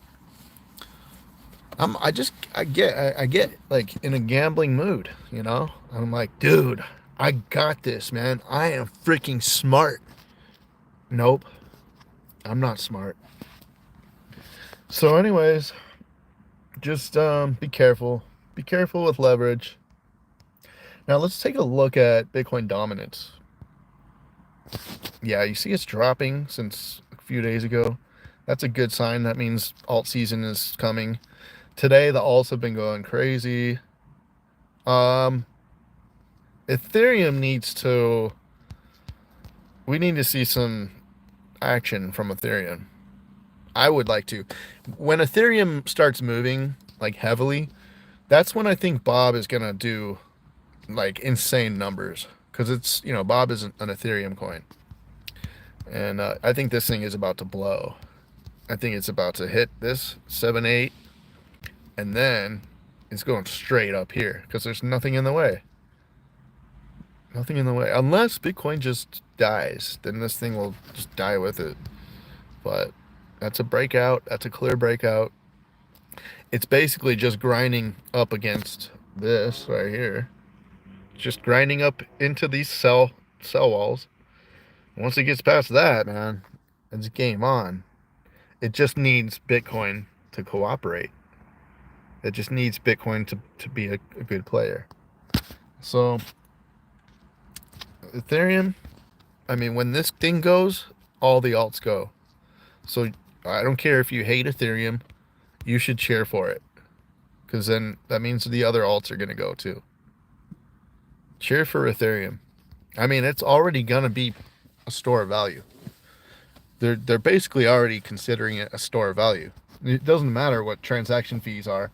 It's cemented as a store of value. It's basically like silver. Ethereum is like silver. That's how most of the market sees it, especially the whales. So you better bet your ass that they have been accumulating Ethereum heavily. They're gonna pump this to the moon. It's already going.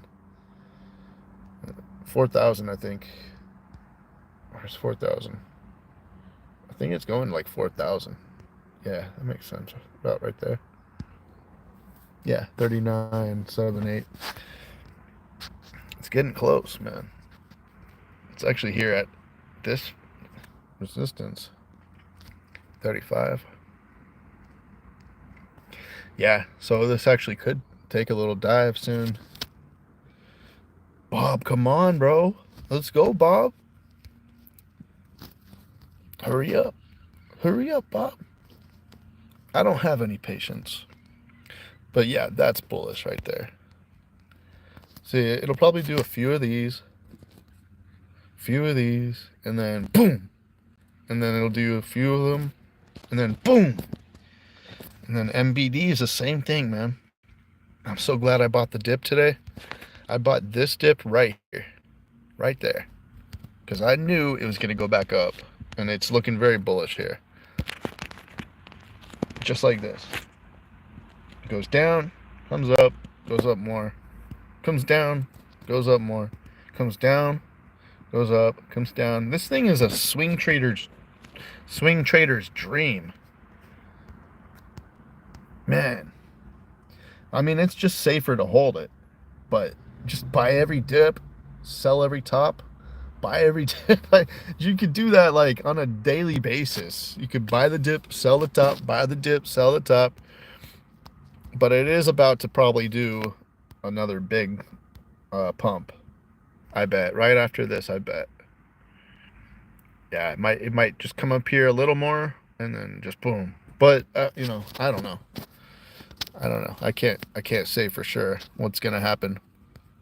I'm gonna go to X and then I'll check out that one tweet. MBD.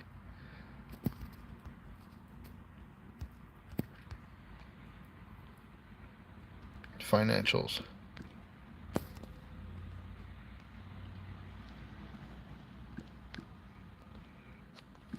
There. Sorry, it took a little while. MBD financials. Go up. Pioneering DeFi, Metaverse, Web3. It's forging the Amazon of Web3. Revolutionizing digital interaction and commerce. Our platform offers seamless transactions and unique investment opportunities, bridging the Web3, Web2 divide. We empower you to shape your financial future in a world where digital and real converge. Discover MBD, more than a token. It's your key to a groundbreaking platform blending DeFi, NFTs, and digital real estate. That's where the real world asset comes in. Invest in a vision that breaks traditional barriers, creating an inclusive financial ecosystem. MBD tokens are available on MEXC, PancakeSwap. Okay, but the tweet that I'm talking about, yeah, you see, MBD's made big gains already. And then I told you guys about this one like a few days ago, Arrow. And it's done like, it did a 3x in like 2 or 3 days since the last time I, what's that? Metal? Okay, let me show you. Here it is. Exciting news. MBD Financials is thrilled to announce our partnership with the NVIDIA Developer Program. This collaboration gives us access to over 150 SDKs and a treasure trove of GPU-optimized software for AI, machine learning, and high-performance computing. That's freaking insane. That's why I think it's going to blow pretty soon. With these resources, we're taking strides to create our MBD photorealistic metaverse business district. Stay tuned for groundbreaking developments. Okay. Partnership. NVIDIA. So that's why I bought the dip. I don't know why it dipped though.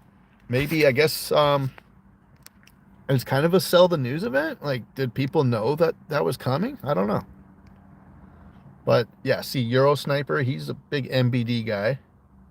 Yeah, I think this thing is going to go crazy. I think MBD is going to go nuts.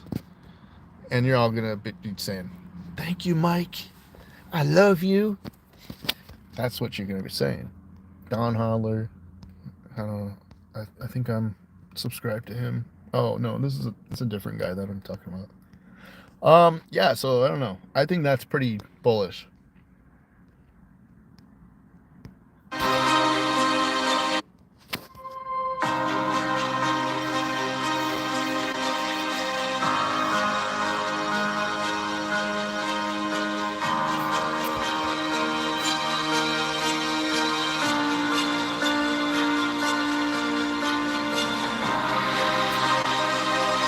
So like their whole platform, it doesn't really show anything there.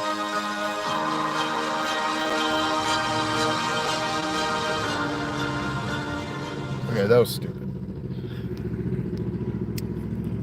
Launching our ETH pair on Uniswap. I think that was the sell the news event. That's why it kind of dipped. But yeah, so they're on Ethereum now. That's going to bring a lot of liquidity into the market for this one. This marks a pivotal moment, paving the way for new holders and significantly expanding our ecosystem. Our journey towards innovation and growth takes a major leap forward today, as we embrace the opportunities that lie ahead in the decentralized finance landscape. Tailored transitions for our valued holders. Understanding the importance of our community, we've developed an exclusive swap solution to ensure a smooth and efficient transition from BSC to ETH for our current holders. This one-to-one swap is set to launch shortly, currently undergoing rigorous testing that guarantee flawless operation upon release. See, that's where all the money's at, man. And you're not really taken seriously until you're on Ethereum. That's what Ethereum is good for. Like being on BSC, I'd say you can liken that to copper.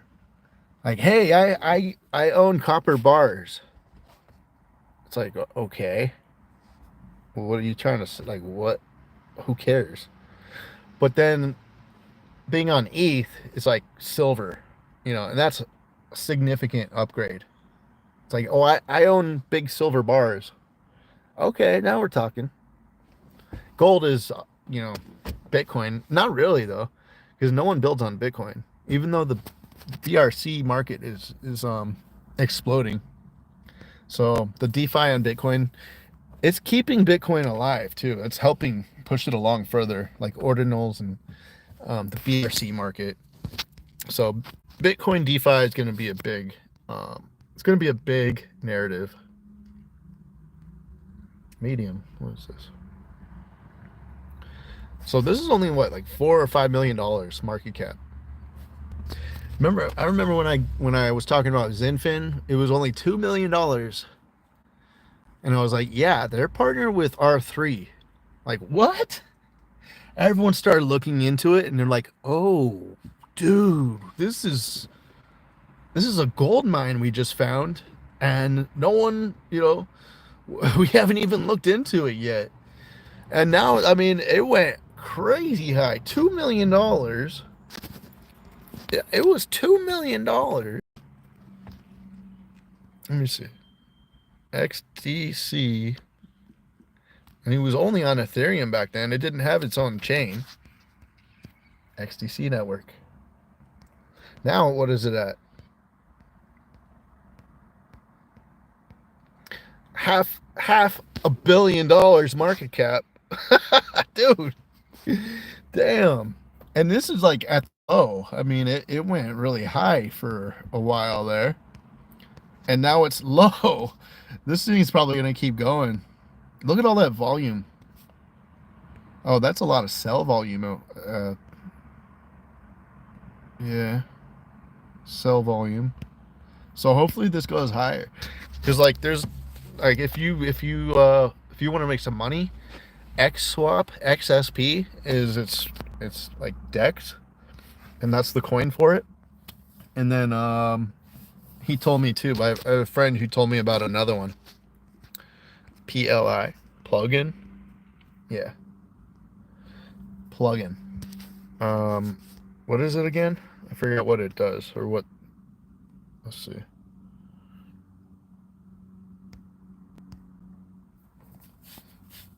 What is it?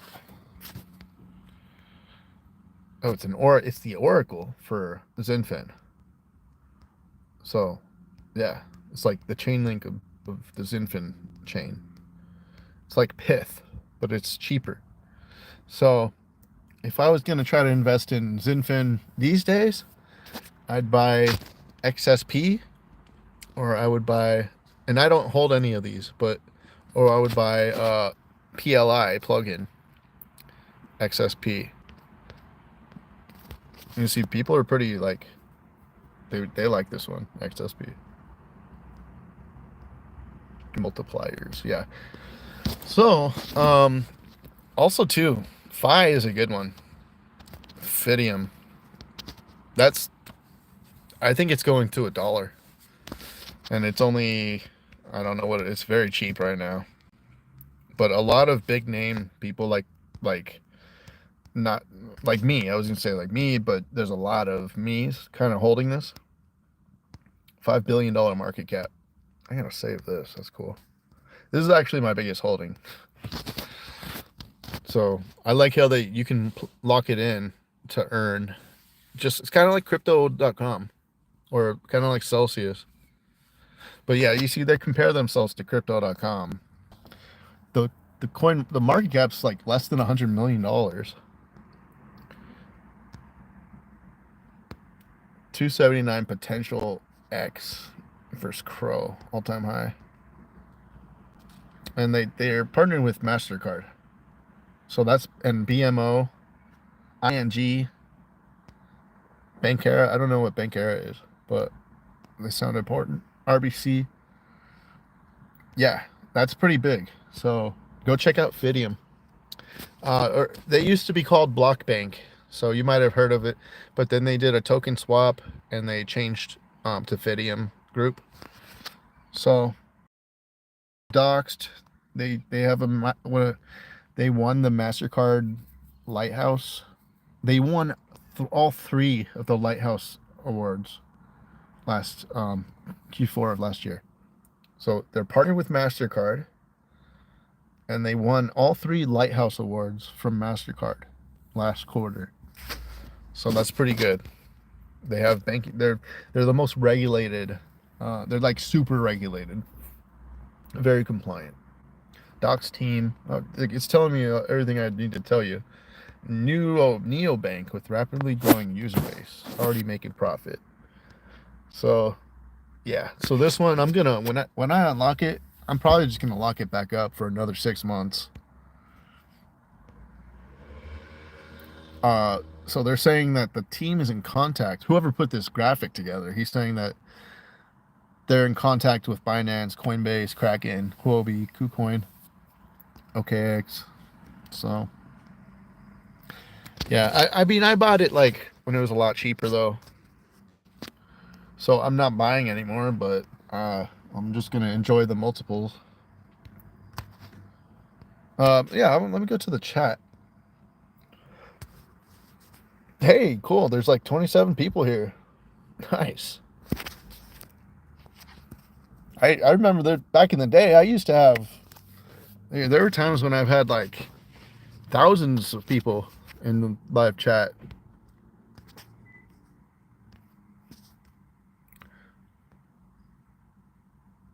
Heard of mobile helium?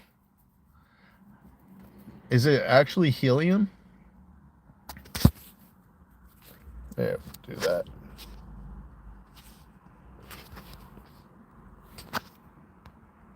There we go. Loading up on Zinfin. Yeah, it's a pretty good place to buy. And then like the one I was talking about, Ghost Tag, yeah, legendary. I heard about Ghost Tag, man.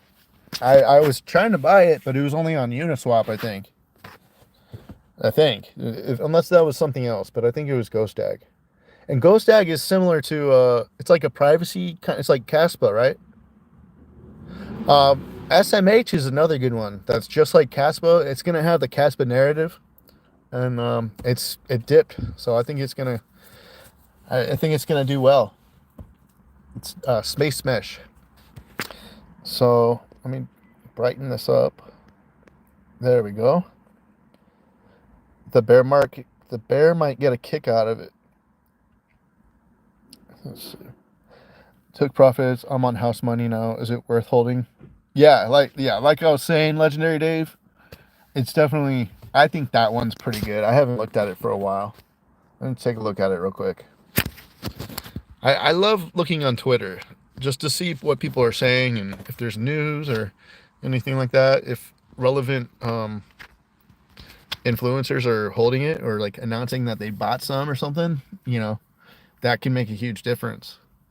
Like Dread Boingo, Like that's where I found out. Actually, no, I found out about Blockbank, which is now Fidium, from my friend Sterling Silver, and he just texted me. He said, "Have you heard of this? Like, check it out."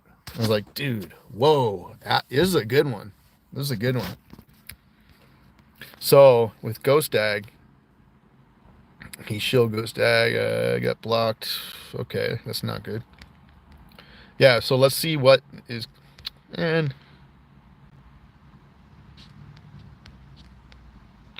all right. Bomb shelter Inu. So they pretty much are. They want us to go until like World War III. Portfolio. Who's Dr. Crypto?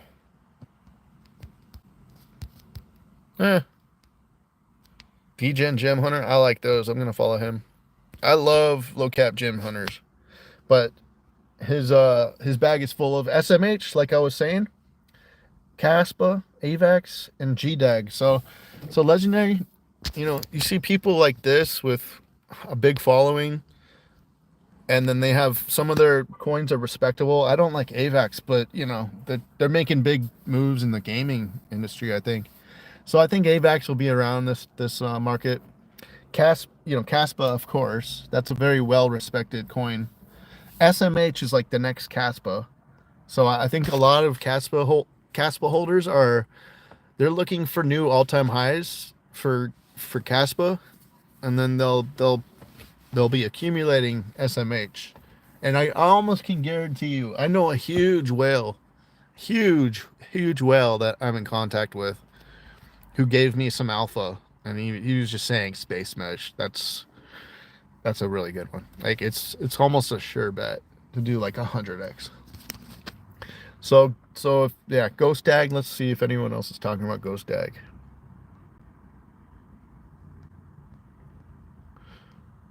RLC. Dang, man. What is this? Am I following? Dude, I forgot about iExec RLC, man. I thought that was going to be a lot bigger last cycle, but it didn't. It wasn't. Ghost Dag.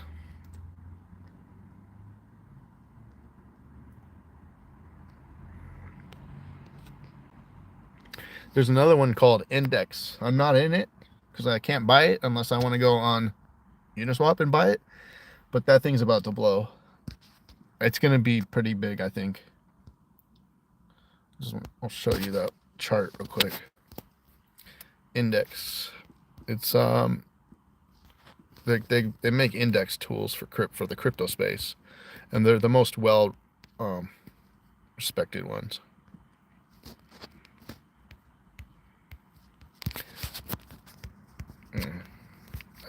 Hold on. Refresh? Can I refresh? Index. There. Index Coop.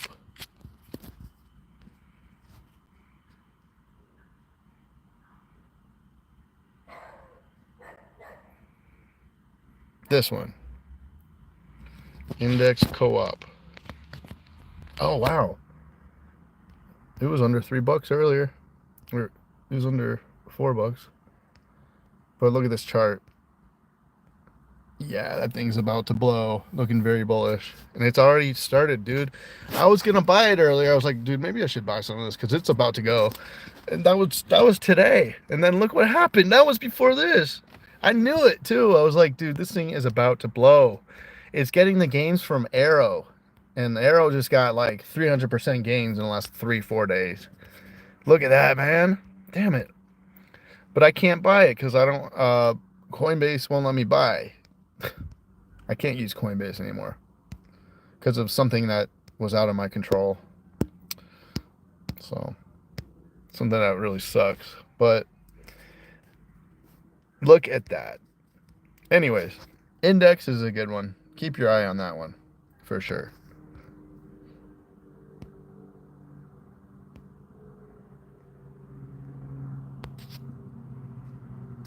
it's 6 already. Let me go back to the chat. I gotta go to work.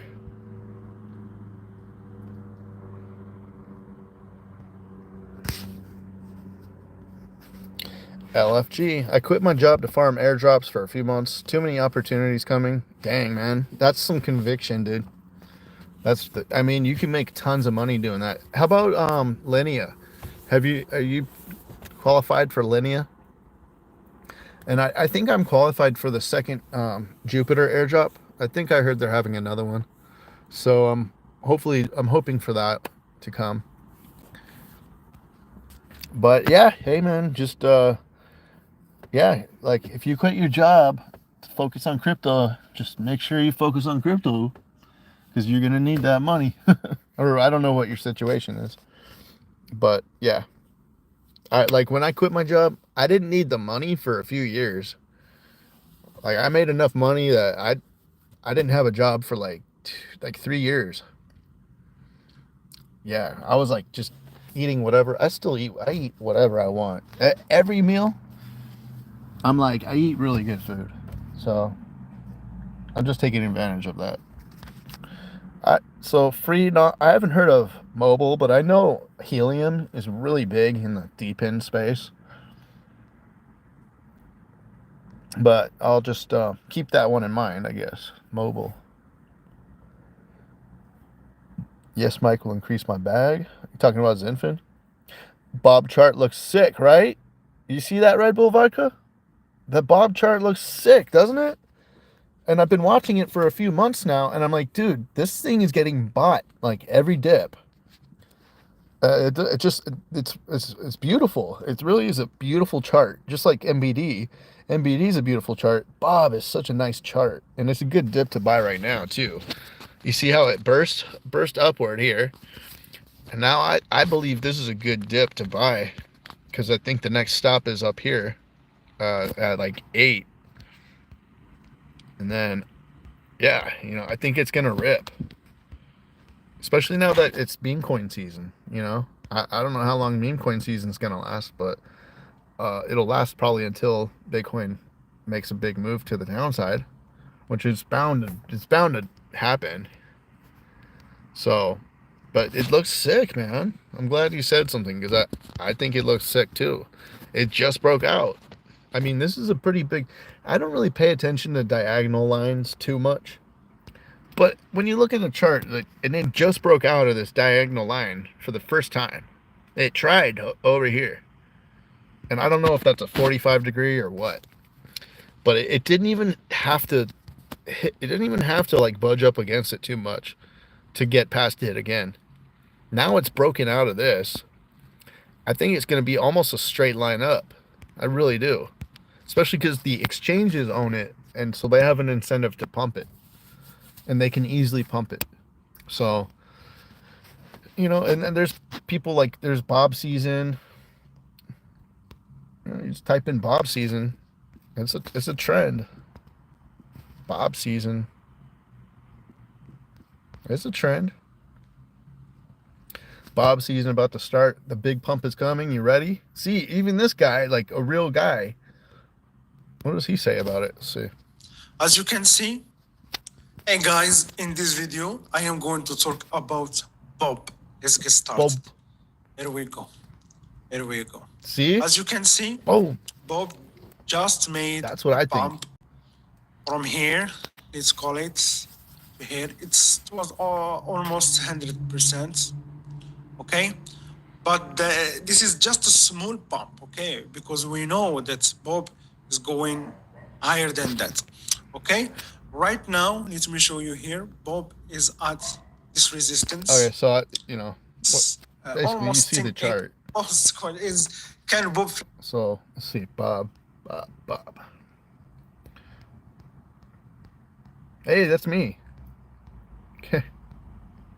Pepe's exploding, big meme coin pump coming. Yeah.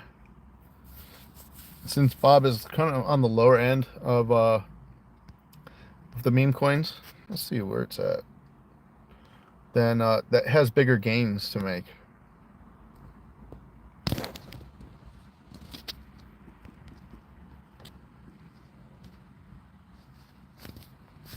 So we'll go to the meme coin section and see where it's at relative to all the... There are so many meme coins. But Bob has just been working out. It's just been moving so nicely in the direction that I like, that I want it to go in. So let's check out categories.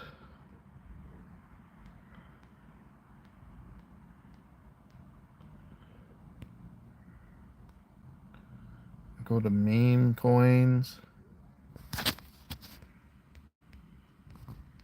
So something I like, I like to check it at the real world asset category. And I like to check the AI category, artificial intelligence. And MBD is in both of those, which is really cool. That's a good thing, because those are real. We haven't even seen a real world asset run yet. All right, so Bob has really like a lot higher to go, because it's way down here. Bob token 753. Just a few days ago, it was over 1,000. So it's been doing very well. Bob token. I don't know what a lot of... Oh, I got an airdrop for this one, the Doge NFT. So, and it's been performing well. Maybe I can take profits on it. I got an airdrop. Toshi is a good one. Toshi is the one for base chain. Harry Potter, Obama, Sonic Inu. I'm sure that got a boost from the fight. I didn't even think about that. I didn't even think about looking at that one. It's at 420. How funny is that? But the creator, you know, he fought BitBoy. The creator of this. Look at that. Now it's at, what is this, an all-time high? No, it's almost at its all-time high. So it looks like the fight was beneficial. Really, because it bursts. Was that the day, like a week ago? Yeah. Dang, man. See, you know, that's probably what the fight was really about. Just to get more eyes on Bencoin and this one. Let's take a look at Bencoin. Where's that? Oh, that's not a meme coin, is it? Arb Doge, I got airdrop this one. I got this for being in the Arbitrum ecosystem. Let's see how it's doing real quick. Oh, it's doing very well. Nice. That's nice.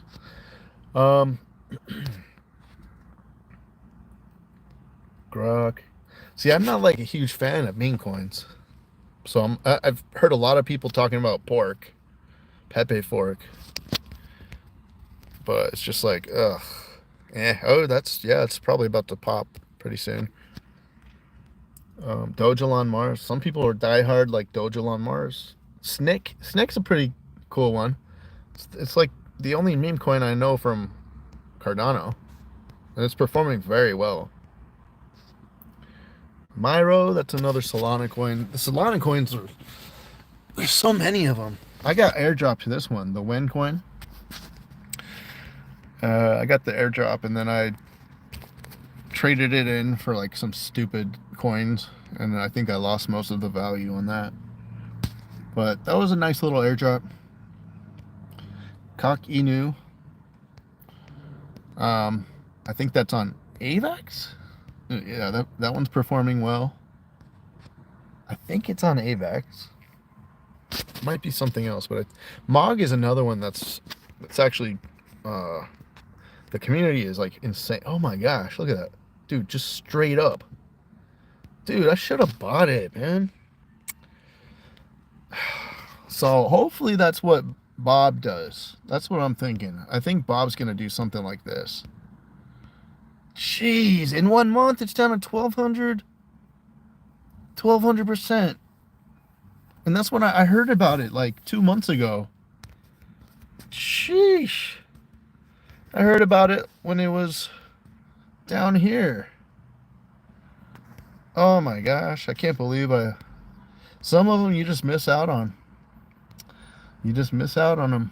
I'm not going to buy it now, even though it's on a trajectory to go into the top 100 pretty soon. But the community is insane, and they're pretty funny too. I heard this one's doing good. The MAGA coin. Let's see. Yeah. Oh, dang, man. That's on Ethereum though, huh? Or is that Solana? Look at that.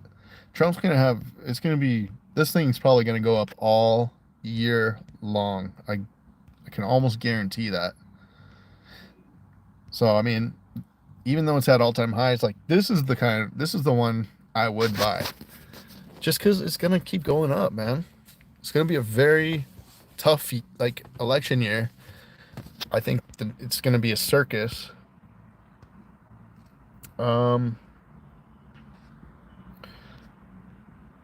I heard about this meme coin. I lost $20,000 in don't buy meme. I can't believe that. I was buying so much of it because I just thought it was gonna explode. I did. I really thought it was gonna be something. It was a cool project. It was really cool. But no, it turned out to be just a cash grab. Just a cash grab. I couldn't believe it. It had some very famous artists too, dropping drops. Beeple even made one. I just can't believe what happened to that. Fucking makes me sick. That's a lot of money. $20,000. If I had $20,000 right now, dude, I'd just be like buying more crypto. I guess it would be all in. All in. I'd be all in with $20,000 of crypto before the halving. That's what I'm praying for. I'm like praying. I'm like trying to use the law of attraction. You know, just you got to feel like you already have it. But I'm just like, somehow I'm going to get millions of dollars. And it's all going to go into crypto. But I don't know where it's going to come from. I just trust the universe. It's coming. I don't know how I'm going to get it. Maybe, what's it called? Maybe Pi. Maybe Pi will have an open mainnet and get listed on exchanges, and maybe it'll have a crazy pump, and I'll be able to sell the Pi that I have available. So, I don't know. I can't believe Shiba is so high in market cap still. Like, who's holding all that? Who has that? I mean, I wonder what the top 10 holders have, like how much money they have in it. It must be a lot. Bonk came out of nowhere. You know, I bet there's a criminal history behind like all of these meme coins. I bet, man. Look at Dog with Hat, dude. How does Solana have so many big meme coins? That kind of makes me sick too. How Solana just surpassed the whole market.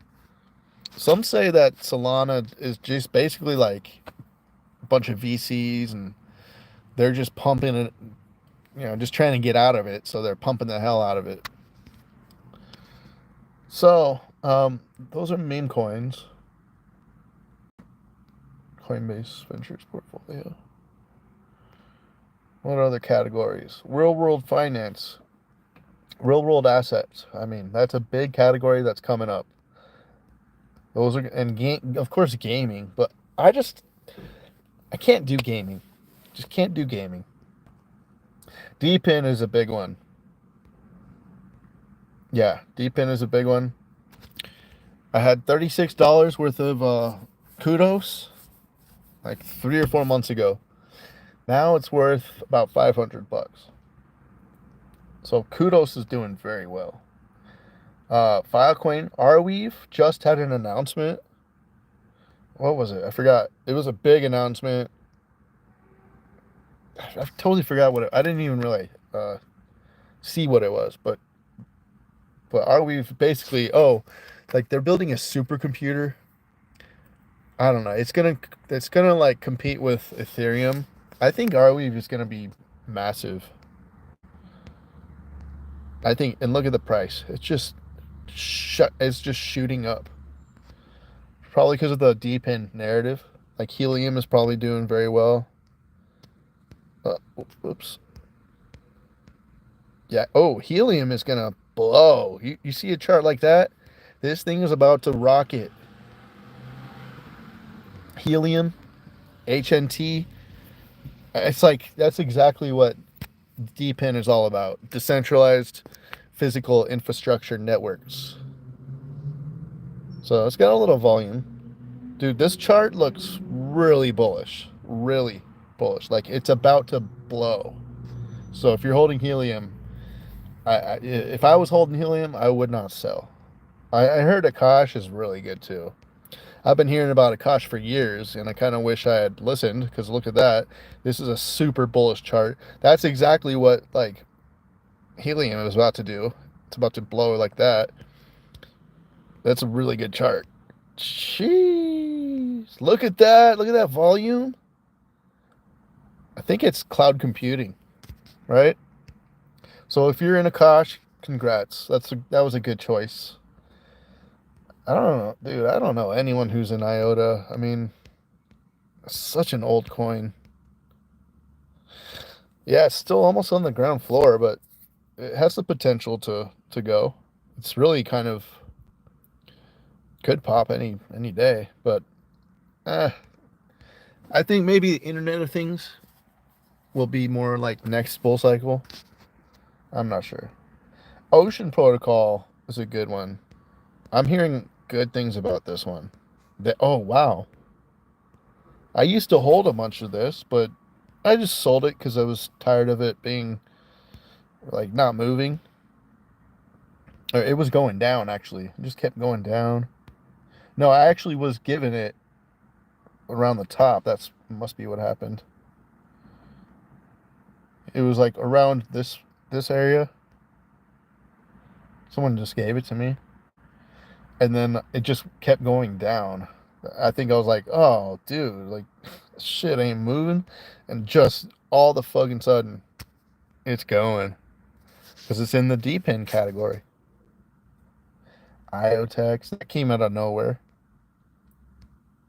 That was I was told about that at a very early, like back here. It was like back here. And then it did very well. Dude, Holochain? Bro, I totally forgot about that one. Let's see what that one's up to. Oh, yeah, that one's it's just started moving. I think, see, I don't want to get into any old coins. If it's already had a cycle, it has a history, it's just, I don't see most of the coins that have already been in a cycle, I don't think they're going to go above their all-time high. So it's like, why don't you just get into some fresh new coin, shiny new coin with a new narrative, new team, like they have no bad history, nothing to talk about. They haven't left a bad taste in anyone's mouth yet. So it's like, just may as well get in to the new ones. Like, let's see. I'll tell you if there's a new one. Like IOs, this one is really, really good. The fundamentals and the tokenomics on this one are insane. Like, this is one I actually really want. I really want. And I was about to buy it around here, and it just went. But I think this thing is going to make a new all-time high. Because it wasn't even around until the middle of the last bull cycle. But this one has a really good fundamentals. So it's on my list. It's on my list of coins to buy because it's just going to go. It's like storage, security, DePIN, AI. It's got all these narratives. And then on top of that, the tokenomics. Let me see. It's almost fully done. It's all circulating already. All circulating. 1 billion tokens. And it's all in circulation already. Every single one of them. Well, no, except for like 1,000 or something. That is massive. So definitely put IOs on your radar. AIOZ. I really like that one. I don't know what happened to iExec. I mean, I remember we caught the pump last cycle. I was one of the first YouTubers to ever talk about it. And then I remember I was walking home from work, and I was telling you guys, like, I bought a lot of it. And then the next day it was up 100%. And that was one of my big wins. Oh no, it like I think over the weekend it went up like 200 or 300%, and then kind of fizzled out. I mean, look at that, dude.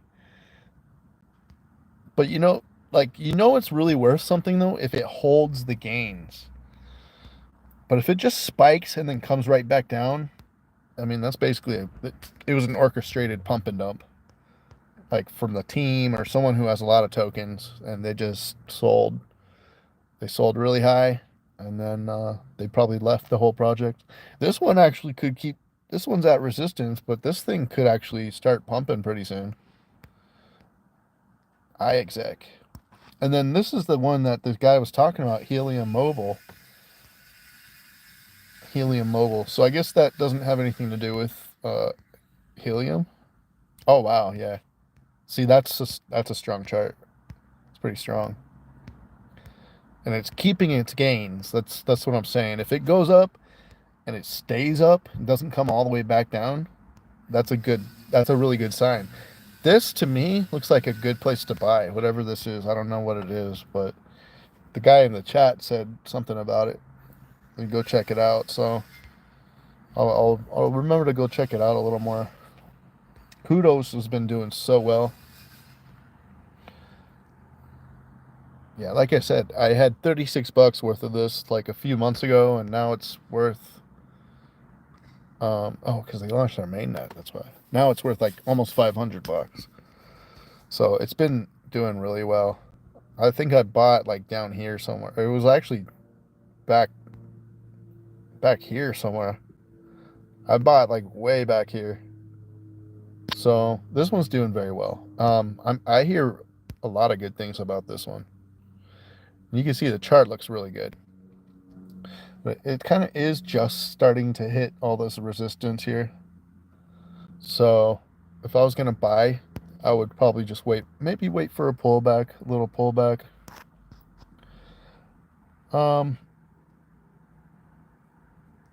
Yeah, and as far as real world assets, there's only a few. I heard OPSEC is a good one. This thing's been pumping like crazy lately. Probably from Chico Crypto, man. Dude, he just puts out a video like of anything and it pumps like crazy. I don't know any influencers who have that kind of influence besides Chico Crypto, man. I mean, but he does a lot of real research though, that's why. And he targets the like Ethereum crowd. So they've got a lot of money. I'm sure back in the day he made some like Link Marines like a ton of money by talking about it early.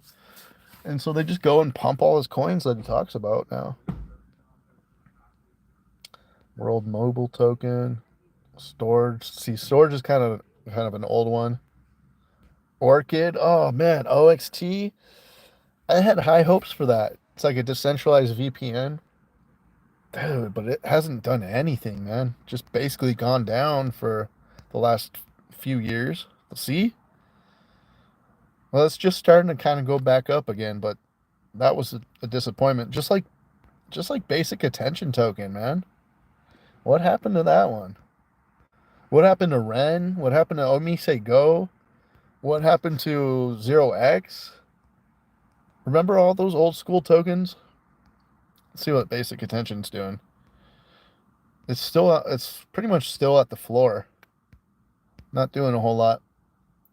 Now Ren, I thought Ren was going to make a comeback because they've got Ren version 2 coming. I bet this will just pump out of nowhere someday. It's probably still along the floor. Oh man, look at that. Yeah, see, if I was accumulating something, I'd probably get in on this. This thing has a lot of room to grow. But they did have like they were having some problems with their coin. That's right. So I think I'd just rather buy Chainlink. I feel secure in Chainlink. Maple. Oh yeah, I already showed you guys Maple. But this is my favorite real world asset. Chico Crypto really likes it too. But yeah, you see when it keeps these gains, it goes up and it keeps the gains for the most part. You know, it doesn't come all the way back down. That's a good sign. That's a good sign. And I do see like, I kind of see a little bit of a head and shoulders here, which is always good, always bullish. I see the head down here, and then I see another shoulder right there. So I like Maple. From what I hear, this one is going to go really high. Like it's going to like $350 at least. There's also a few more like Eland. This is a very, very low cap. I just tweeted out that I was buying it the other day, and then it pumped a few days later. So that was nice. And it's just, if it's a narrative and it's a low cap that's respected, it's going to do well. Doesn't matter what it is. Etherland is going to do well. It's going to pump like crazy. That Rio is going to do the same thing. Just come on, CoinGecko. So I have the same problems every dang time. All right, Etherland, real estate, tokenized real estate. And you guys, tokenized securities and real estate is going to be huge. Look at, it's number 2273, guys. 2273. That means it has a really low market cap. Let's go to Max. Look at that, baby. Look at that. I mean, it pumped really hard. And I put like $500 in. And it made me turned into $1,500 in like 2 days. And then I sold, thank God, because it came maybe 70% down or something. But now it's starting to pump again. It's ready. So this is probably a great dip to buy, to be honest. Let's see. I think it's going to keep pumping. Yeah, look at that. See that? That's bullish. This chart, it's on its next leg up, and it's at the very bottom too. So you guys don't buy any of this because I want to buy some. And if you buy it, there's a possibility, but it pumps a little bit. So just forget I even said anything about that. It's Bob season though. Bob. I had a dream, and he was in it. It wasn't sexual. Yeah, this is probably good. Little dip to buy. I think Bob's gonna get going soon. I think it's gonna pump above this, and once that happens, it's going all the way. I hope I'm right. There's a possibility that I'm wrong though. Just like with anything. I don't know everything, but you see this though on the weekly. You see that? You see how well it respected this 20-day moving average? And that's what I'm talking about. That's when you know something is going to pump. Like AMP, for instance. Go to AMP, it's respecting the moving average very well. You see that? This is the weekly. You see how well it came above the 10? The 20-day, I mean. Popped, and then it hit the 50-day moving average, and it came down. But it stayed above the 20-day.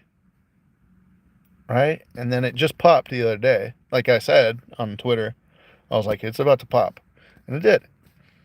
And now I'm willing to bet that it's going to turn this moving average into support now that it's past it as resistance. So like past resistance is future support. And now AMP has a lot further to go. And see, this is what I'm talking about. Respecting the moving averages. You see how well it respected this moving average, the 50-day. Okay, so it came down. It didn't even come below the 200-day. It came down, hit this moving. Let me erase this line so I can educate on moving averages.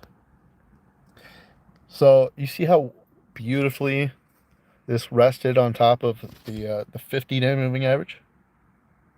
It didn't even touch the 100-day, but it came down again, double bottom here, and then it just tested the 50-day moving average, tested it again, and then it stayed above the 20-day. And it was beautifully resting on the 20-day. One more confirmed bounce, and then boom, now it's coming back.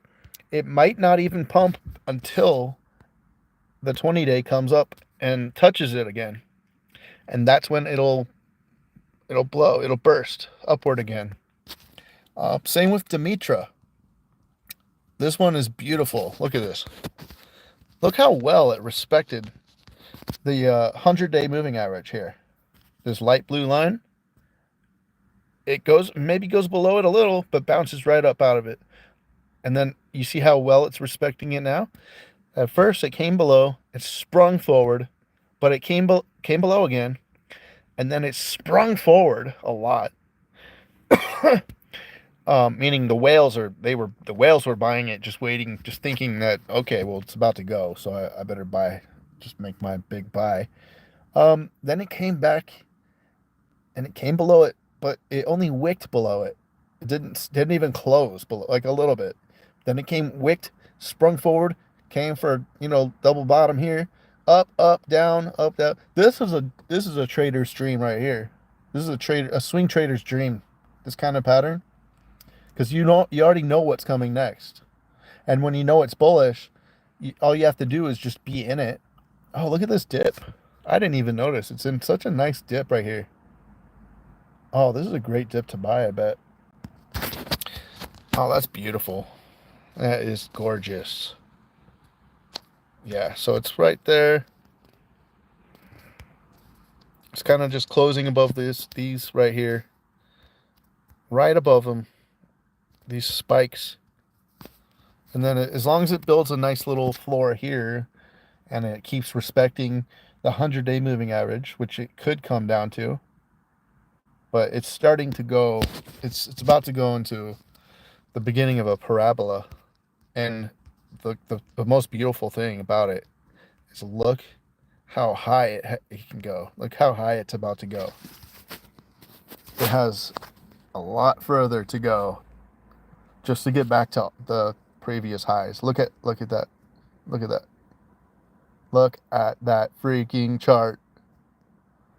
Bro, and it's a project. It's a real project that's being used. $11 was its all-time high. It's only at 4 cents right now. So you can't even see it when you zoom out. It's just a line, and it just broke out.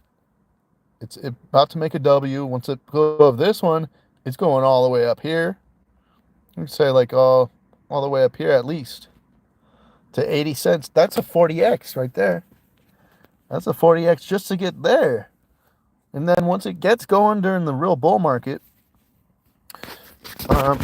it's gonna go nuts. I like this one. I like this little low cap. I think it's got legs, man. Once this 20-day moving average goes above the 50 right here and crosses, that's when it's just on. And so it's just getting bullish.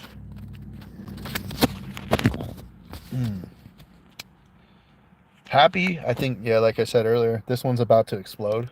I put this in my my low cap hidden gem video, and it's about the same price it was when I did the video, but it doesn't look like it's gonna stay there. This is an ascending triangle right here, ladies and gentlemen, and it doesn't have much longer to go. It could come down, but I mean, we're in a bull market, so most likely it'll pop up out of here. That's what I think. So it'll probably pop up and pull something like this. Let's see, just like this, I bet.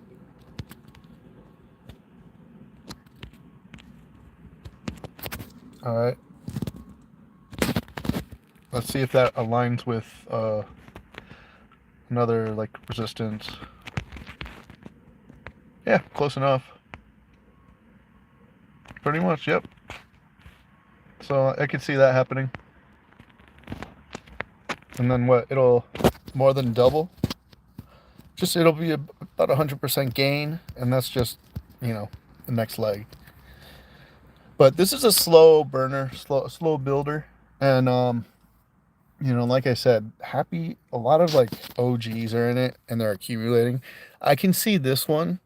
I can see them like the whales accumulate little by little, and then out of nowhere, this thing will start blowing up, and everyone will be screaming about it on Twitter and YouTube, and it'll be going parabolic. Yeah, and I mean, and then anyone who is dollar cost averaging, it's just gonna sell at the top when it's just going bonkers, and all the new people are just talking about it. I mean, this is a low supply. I think there's only 1 million of these. There's only 1 million of these tokens, so it's like, to me, it's obvious. This one's gonna go to like $1,000. So, all right, I think I talked about most of these. GMX is huge. GMX is a big one. I think it's gonna go nuts. I mean, it's probably going. This one could go to 1,000 easy, and it's in a big ascending triangle too. This thing might burst pretty soon, actually. Yeah, this thing could burst soon, or it could take a little longer. I'm not sure. But GMX is how I got the Arbitrum airdrop. So, and I wasted all of it on meme coins.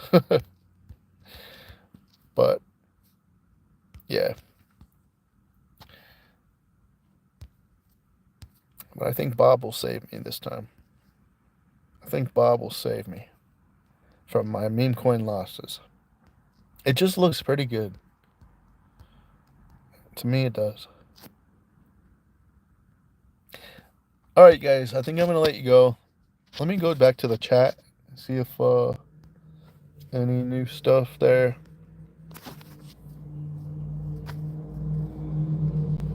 If you can hit the thumbs ups, that would help me out a lot. Hey, what's up, C-Titers? Okay. XRP and XLM, they're on the move. Let's see. Oh, 5%. Let's see. Oh, yeah. Yeah, it's been... That thing's moving, man. I think it was 61% when I first started the live stream. Or 61 cents. Yeah. And, like I was saying earlier in the stream, XRP looks bullish AF. I mean, when you zoom out on the weekly, even the monthly... I mean, come on, dude. To me, it looks like it, like, back here. You go on the weekly. It really does. It's going up. It looks just like it. Came down from a high. And then it's just upward only. And then somewhere along the way, maybe in April, maybe March, maybe May, it'll just come out of nowhere and blow up. It'll just come out of nowhere and blow up and probably go to like $12 or something, you know? With all the pent-up energy. And it's like already creating a W. Let's see. There's a downward slant triangle that it's going to try to break out of soon. So, I mean, it kind of like broke out already. Look at that.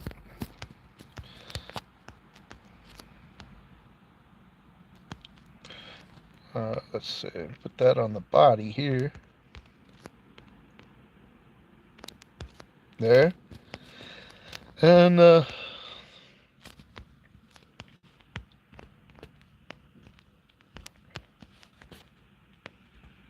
there. Oh, it's breaking out, dude. Look at that. Right there.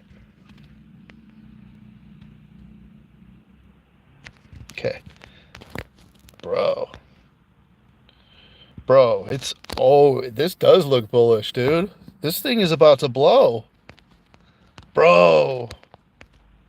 Blow. It's about to blow, bro. Look. And we're talking about body to body candles on the weekly. So from here, from the body right there, all the way to this body here. These bodies are candles. Okay, wicks up there. Now it's all scrunched up and pent up right there. I mean, I guess it can sell off one more time. That's probably what'll happen. Watch. It'll sell off. It'll come down to here. And then everyone will say, fuck XRP, I'm out. And that's when it'll blow. When it comes down to this line. I don't know. I'm just theoretically, like hypothetically, that could happen.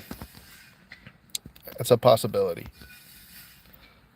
But look, it's bursting, man.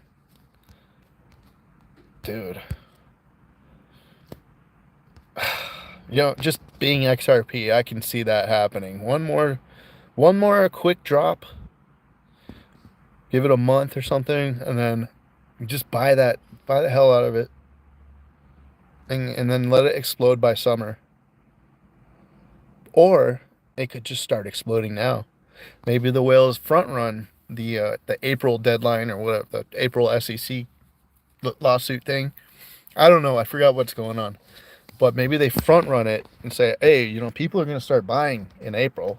We may as well buy now and get it while it's still cheap. And just watch it go. I don't know, man. Might be on to something there, Corey's. Let's see. And let's look at XLM against Bitcoin. Whoo!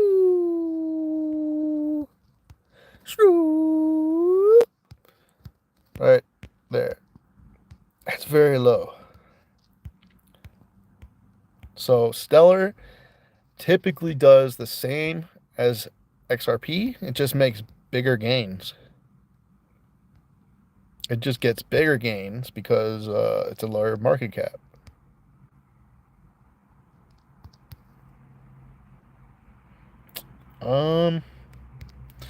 Yeah, it looks like that's kind of a weird falling wedge. That doesn't really work.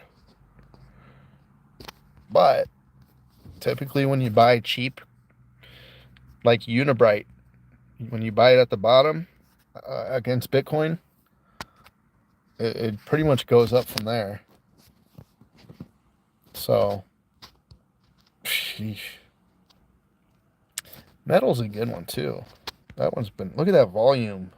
Metal's got some really good volume lately. Wow. There's a lot of buying. Holy crap. Yeah, it broke out, dude. Metal. This looks like Hex. It has, oh, this thing is, I didn't even see this. That is bullish. That's very bullish. So if you're in Metal, congrats. And like, honestly, there's still time to get in.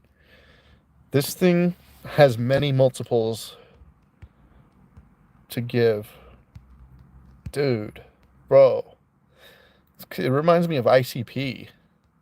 Like, never ending down. And then it looks just like, almost like Hex. See, Hex is about to do this. But dude, it came out of nowhere. Bro. This is the one to be in, man. I'd probably be in that over XPR. Let's see. Let's take a look at XPR. Oh, that one looks good too. Probably both of them. Kind of reminds me of the Hex Pulse ecosystem. You got Proton, you got Metal Dollar, you got Metal, you got MTL, and then there's like Loan. Look at that. Look how high that can go. And so it's respecting that 20-day moving average. It respected it pretty nicely. Then it dropped below again, and then it blew up.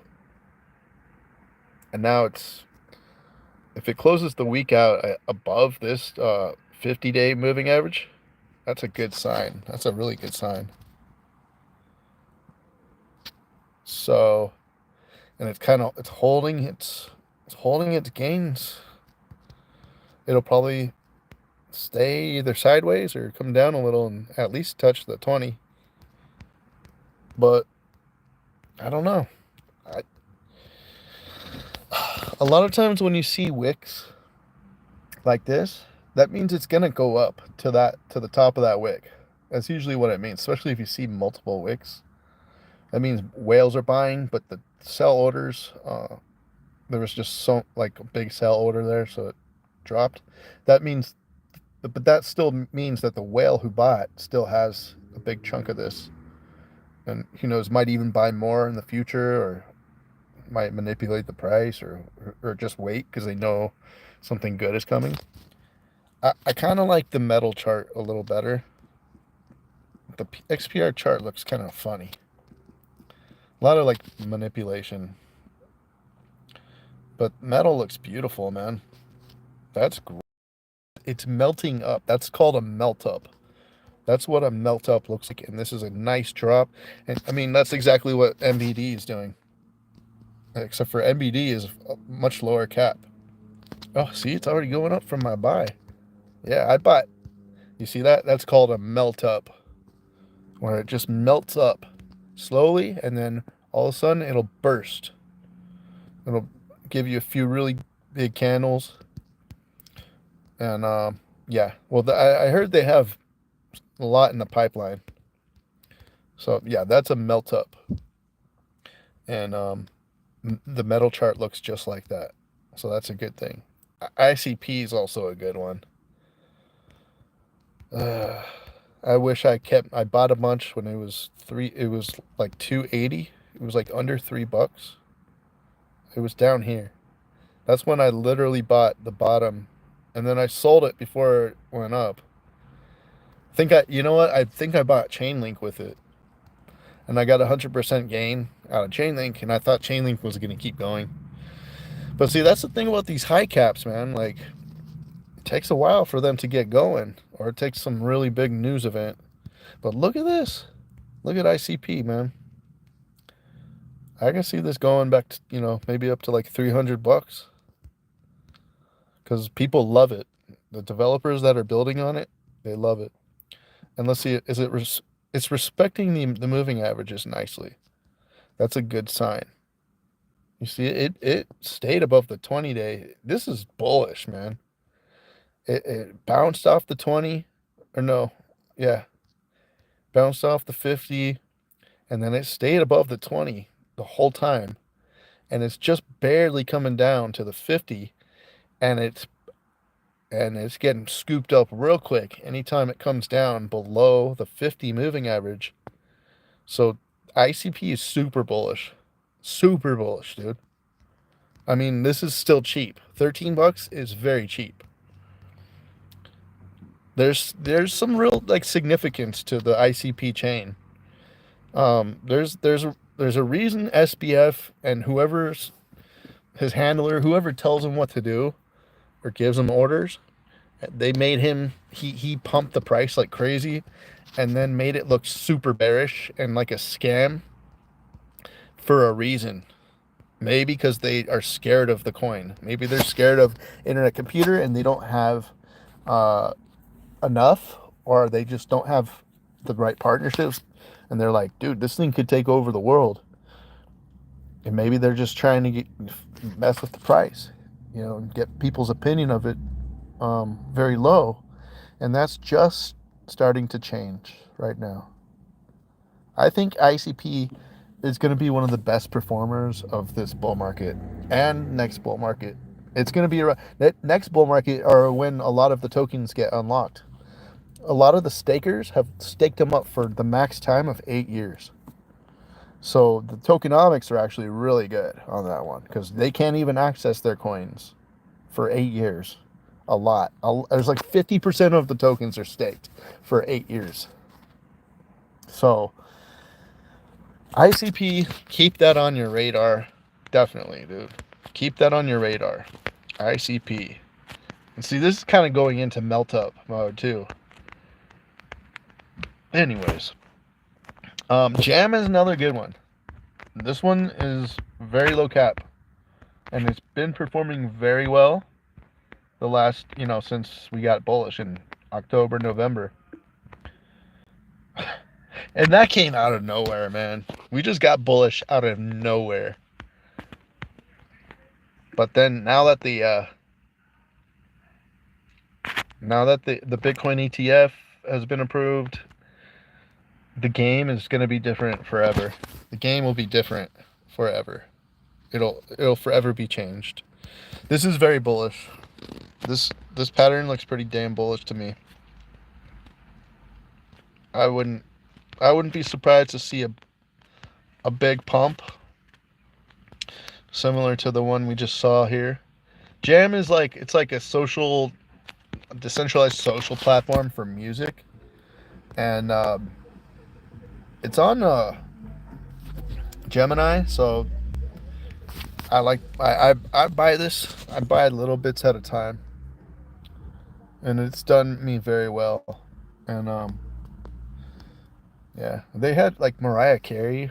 She's one of the spokespeople. So I think this one has actually a lot of potential. And I'm only looking at low caps, guys, because I want to make hundreds of thousands of dollars. I don't want to make $1,000 here, $1,000 there. I want to make $20 million this bull market. That's my plan. And I have enough experience from last bull market to make it happen. And I also have an understanding of the law of attraction on my side. And that's going to make me a multimillionaire. I'm going to be a multimillionaire. And I don't know if the world can handle a crypto Mike who's a multimillionaire. I don't know. I don't know if the world is ready for that. I don't know. But they better get ready. So yeah, AMP just came out with another new token, which is just like, what the hell's going on? It's called Anvil, and they're gonna airdrop it to only AMP stakers. AMP stakers are the only ones who get it, and you have to be staking your AMP. So I'm like, all right, well, it's just, why do you have so many damn tokens? I don't understand it. To me, maybe it's a way to get around restrictions of the regulatory people. Maybe it's just trying to get past regulations. Maybe it's trying to get past the SEC, who I think they sued Flexa, or they sued Flexa, I think. What else is there? What else? Let me check the chat real quick. What else? If you want me to look at anything, I gotta do it now, because I gotta go to work, bros. I gotta go. Waited years for XRP finally to moon. Well, it still hasn't yet, so we'll see. Good to see you too, Legendary. Thanks for showing up, brother. Yeah, Bob. B-O-B. Bombs over Baghdad. Yeah.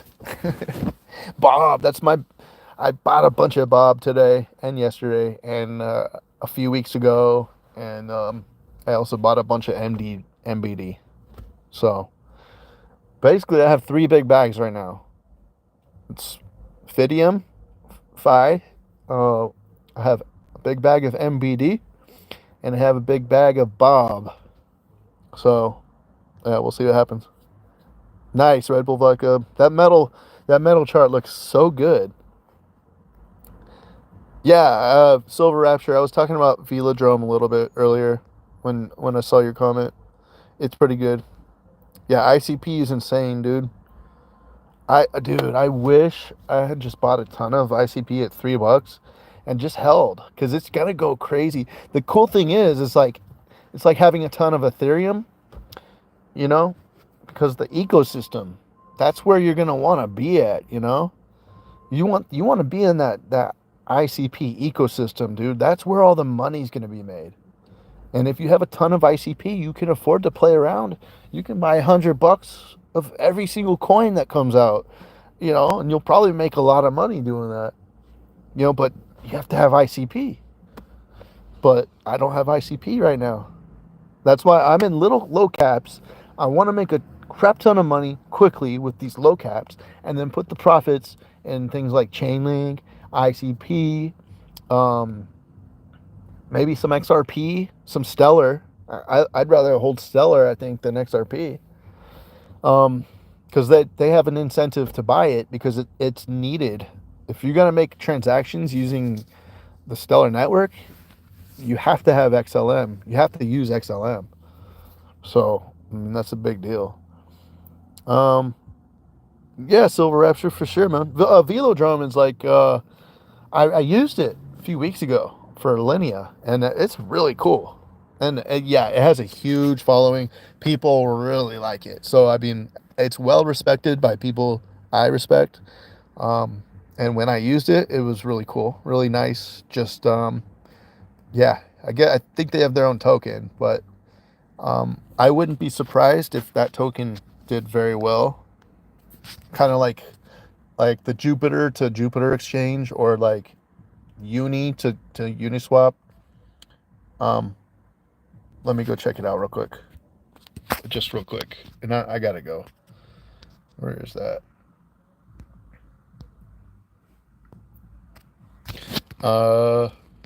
Velo.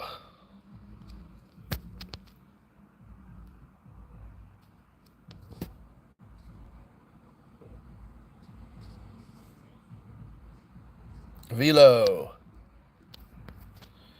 See, I always think these live streams are going to be an hour long. How long have I been going? 3 hours, dude.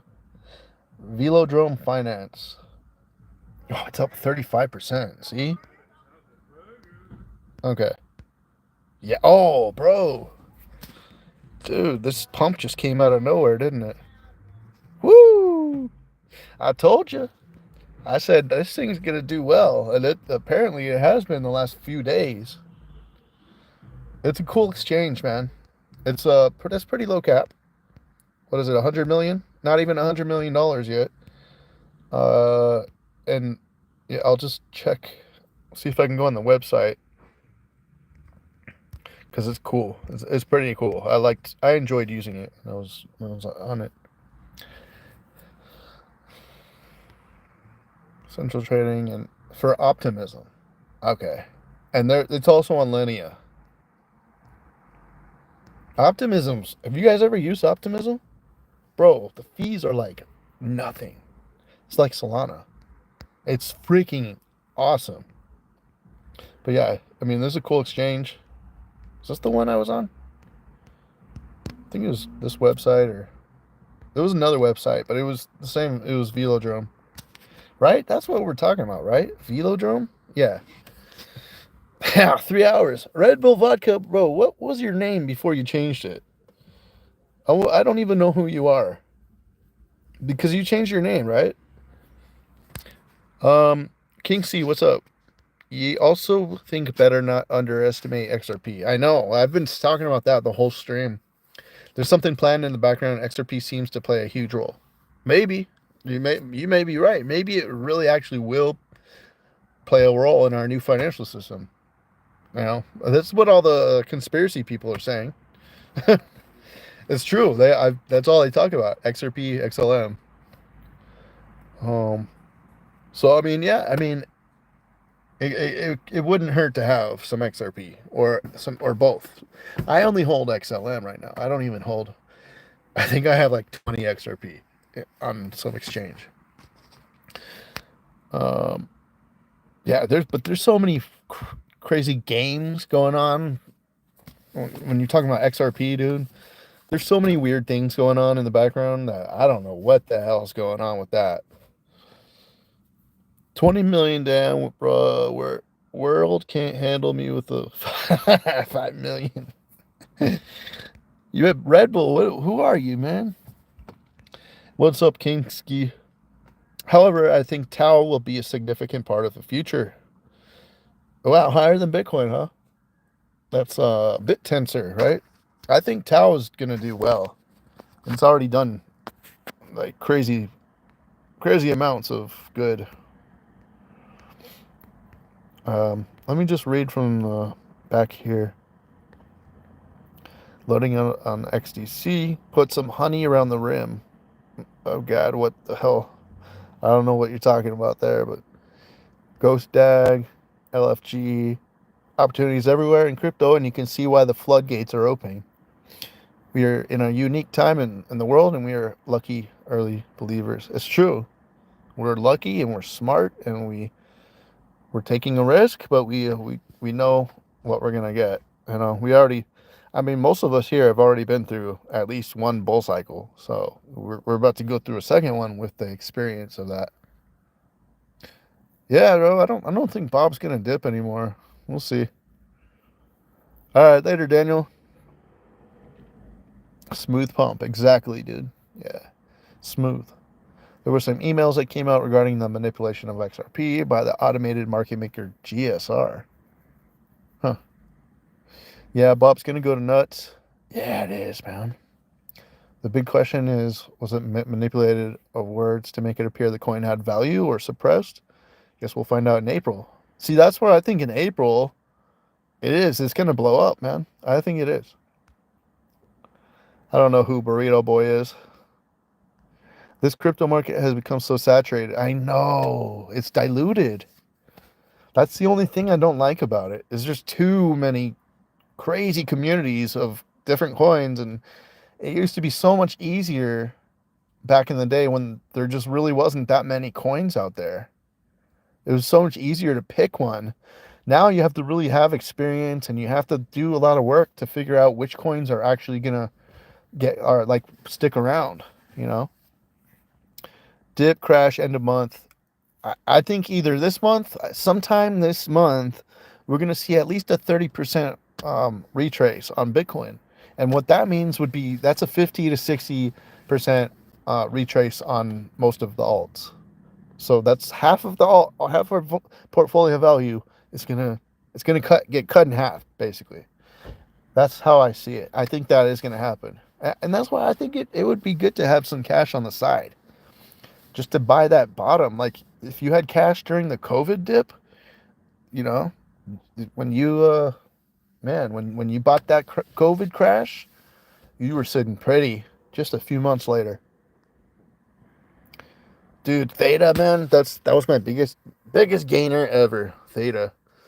I bought solo and then I sold so high. I sold pretty much the top and I pretty much bought the bottom, and that was wonderful. Yeah, RSR secret. So many people tell me about RSR and it never has done anything, man. I like the new coin narrative. RSR, I don't know about that. I don't know. Let's see. What's it looking like? I mean, if it's anything of quality, it better be looking like kind of good, you know? Because I'm sick of this. I thought it was going to do a lot better. Let's take a look. Yeah, dude, it's still on the floor. I mean, it's probably a good time to buy it. Maybe they have something planned. But look, dude, it hasn't moved at all. Barely. Barely. Look at the last year, last 3 months. Yeah, it's just barely kind of getting up there. See, all this selling was not good. And this was a bullish period, too. So, yeah, I don't know what's up with RSR, man. I'm not looking to buy any. You know, I'm sure this is the bottom. I'm sure it's going to go up, but I doubt it'll get past all-time high. I forgot even, like, what category is it? Like, isn't it stable coin or something? Or, I forgot. Not a stable coin. Is it? Anyways, what was the other one you said? RSR and Secret. Yeah, Secret was shilled to me a lot, and that hasn't done anything. So I mean, I really thought it would be okay for a while. I was like, dude, Secret's probably going to be doing well, and I don't think it really did much. But honestly, most of the privacy coins haven't done so well. So I mean, it's just probably the narrative. But come on, let's go. Come on, I'm human. Come on.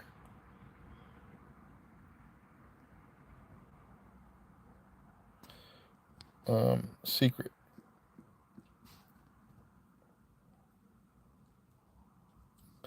See if it's done anything. See, pretty much anything of value should be up today a lot. If it's valuable, yeah, this still needs to break out. It's just, you gave me two of the worst coins to look at, dude. Why are you in these coins, bro? Look at this. It's down. This is a really bad chart. I mean, it is at the bottom, but why do people keep selling if it's worth so much? There's no volume. Well, a little bit. I mean, it's just kind of breaking out, but dude, I mean, I would rather be in something that's moving, that's kind of going up. Maybe, you know, I might, if I like this project, I'd probably be accumulating little by little. Maybe it will break out all of a sudden out of nowhere, but it's going to take something. It's going to take, you know, I don't know what it's going to take for that. But then, I mean, it dropped off a cliff. Basically, it kind of looks like it was all hype. And then just everyone lost faith in it. And it just never stopped going down. I don't know. I mean, you know, no offense if you hold secret. It's just I think I might have bought it and held it for like a few weeks or something because I didn't see anything. I have friends who are like really into it. And I'm like, they must have rode it all the way up, and then some of these coins, man, they're hyped up for one cycle and that's it. And then some, you know, it's kind of sad because there's still believers down here who think the project's still going forward and still has a big run ahead of it when in all honesty, it doesn't look like it's ever going to go past its all-time high unless we have a crazy super cycle where like almost every coin surpasses all-time high just because there's so much money flowing into crypto. You know, that's a possibility. But yeah, as far as Secret and RSR, they both look like crap. No offense.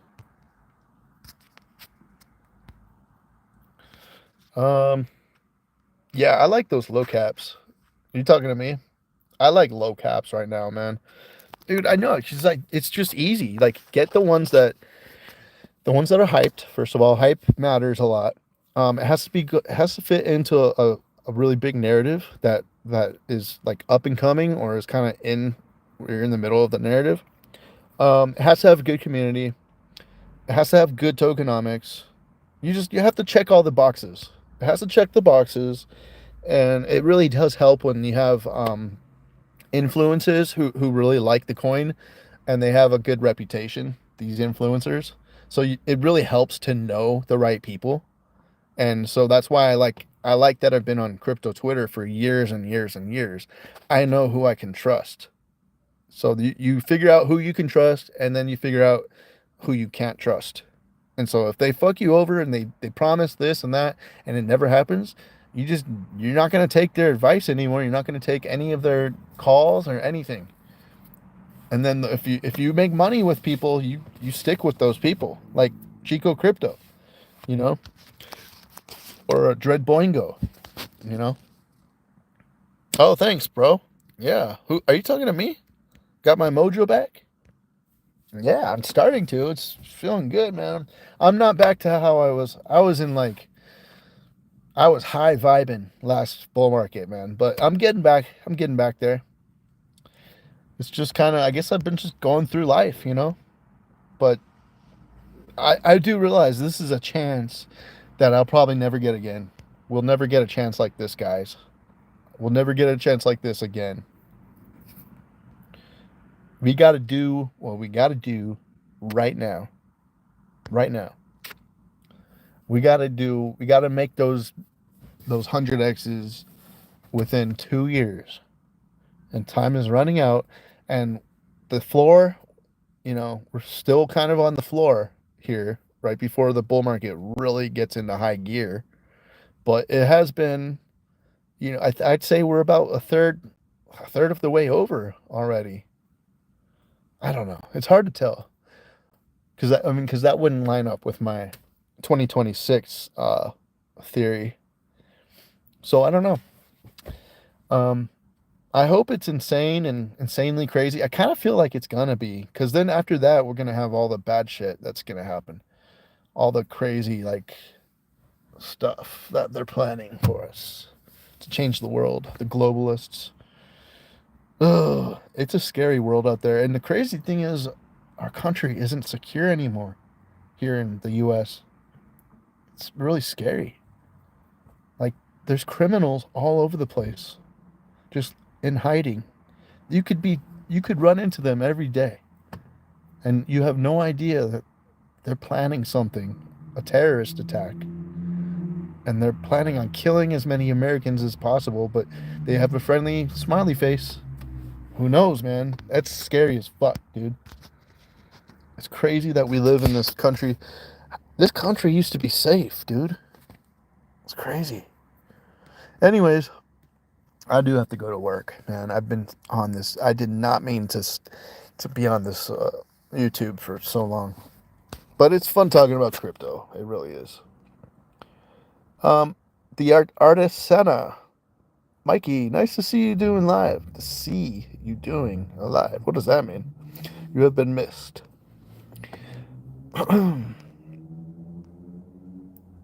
ERC 404 is also a warning sign. What do you mean? Like, that's a new narrative, right? That just came out. I was Red Bull vodka from the beginning. Oh, okay, maybe. Okay. You stopped drinking, but no one recognized you, so you changed back. Well, that makes sense, yeah. Oh, that's right. You have been Red Bull vodka. That's right. Yeah, I think you just changed your profile pic. Yeah, your profile pic wasn't Pepe. Check out your old vids. You'll see. Yeah, I will. Yeah, I think it's the name and then your profile pic. I don't remember what it was. It like red and blue or something, or I don't know, man. It's just my memory is gone, dude. Silver Rapture, I helped you on Chainlink. That's awesome. Yeah, I started talking about Chainlink when it was like 50 cents. So I think I did get quite a few people in because I was persistent on Chainlink videos, doing a lot of Chainlink videos. I was only the second YouTuber ever to do Chainlink videos, and look how big it is now. I mean, it's crazy, dude.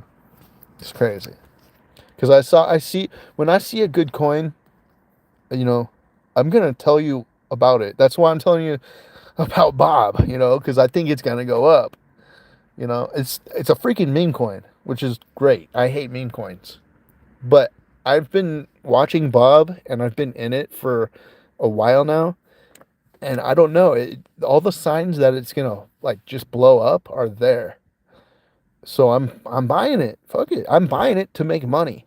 That's the difference. Last cycle I was like, oh, I care about the tech and it really, but no, it's about the money, dude. And yeah, I guess the meme coin mania and all that kind of brought that out of us. Like, we're not afraid to admit it now. I remember back then we were like, no, in it for the tech. And it's true. I am in it for the tech. I mean, this stuff is life changing. Dude, some of this tech is insane. It's going to make everything so much better. Like tokenizing of assets. That's coming. That's going to be led by Chainlink. Chainlink's going to bring in trillions of dollars to the market. You guys have no idea, dude. Chainlink is very cheap. Chainlink's so cheap. I'm way more excited about Chainlink than XRP because I know a lot more about it. With XRP, you're just kind of in the dark. You hear all these conspiracies and you see all these pump and dumps. It's like, dude, I get so freaking sick and tired of that. There's so many damn theories about XRP, and I'm like, bro, when I first got into crypto, it was fun because I thought it was going to 589. I really did. So a coin's fun when you're holding a lot of it, and you think it's going to make you rich overnight. But now the standard is like, oh, it's going to 10. Yeah, like people are excited about that. I'm like, well, that's great, but it's been 6 or 7 years. You could have made like 100 times more money just buying other coins, and then you could put it all in XRP now, and then have it go to $10. But I think with Chainlink, they've got the partnerships. Swift is literally using them. Like, why aren't the XRP people excited about Swift using Chainlink? Swift is very excited about Chainlink. They love Chainlink. They put them in their article like 11 times. They put a little report out. And Chainlink was mentioned 11 times because they freaking love Chainlink. It's going to be the next big thing. It's going to be like the next Ethereum. You know how Bitcoin was really big? And then Ethereum came along and it was really big. It changed the game. Chainlink is going to do that because it's bridging the real world into Web3. And it's doing that with DeFi. If Chainlink wasn't around, like, a lot of these protocols wouldn't be able to do what they're doing. It's Chainlink that came, and then we had DeFi summer, and then that's when DeFi was like really started booming and getting popular. So we're gonna have a DeFi 2.0 pretty soon, and I think real world assets is gonna be part of that. And Larry Fink is talking about tokenizing of securities all the time. Larry Fink is the one who's gonna pump Chainlink to Valhalla. You know, I really do think that. I think we're going to have a real world asset summer, just like back in 2020, we had DeFi summer, and it didn't matter what coin you bought. If it was DeFi, you made a shit ton of money, and it was quick. It was quick money. And then as soon as it started, as fast as it came, it left. In September, it was over. But it was a crazy summer, man. It was the most euphoric summer I've ever had. And that you know, it was even more euphoric than the summer that I had 2 girlfriends at the same time. We were like a polyamorous thruple. And that was a fun summer. Like, a lot of drugs, a lot of sex. That's all I'm going to say about that. And the crypto summer, DeFi summer, was better than that. So, I'm telling you, man, you get a rush when you make a shit ton of money. This is so much better than gambling. Crypto's so fun, dude. I think a lot of people don't like it because they lost money. But if you've made a lot of money, I've made a lot more money than I lost. That's for sure. So I'm willing. I'm looking, and I'm gonna learn from this cycle to keep my money. Like, that's even harder than making it. Like, learning how to keep it and manage money. If you've never had money in your life, you don't know how to manage it. You don't know what to do with it. And this time you got to, like, diversify your profits and get out of the crypto space. Take that money and put it in some real stuff. Yeah, Link is way better than Quant, dude. Yeah, that was the narrative last cycle. Quant is way better than Link. No, Link is the one with all the partnerships with the big boys. Swift itself. That we were excited when we thought XRP was being used by Swift, and it turns out they passed on Ripple because it wasn't what they were looking for. So now they're using Chainlink for messaging. So, you know, Chainlink is it, man. That's Chainlink's gonna go into the top 3, and it's gonna stay there. It'll be there forever, or at least for the next 20 years probably. Till, you know, till something like ICP comes along and doesn't even need Chainlink. But that's a whole different story, and that's going to take a lot of trust. You got to be able to trust internet computer. So I don't know. Seems very centralized to me. But the developers love the tech. They love it. All right. So I got to get going. As soon as I'm able to take my entire family out of here to somewhere safe. I forgot where you live. Where do you live, Legendary Dave?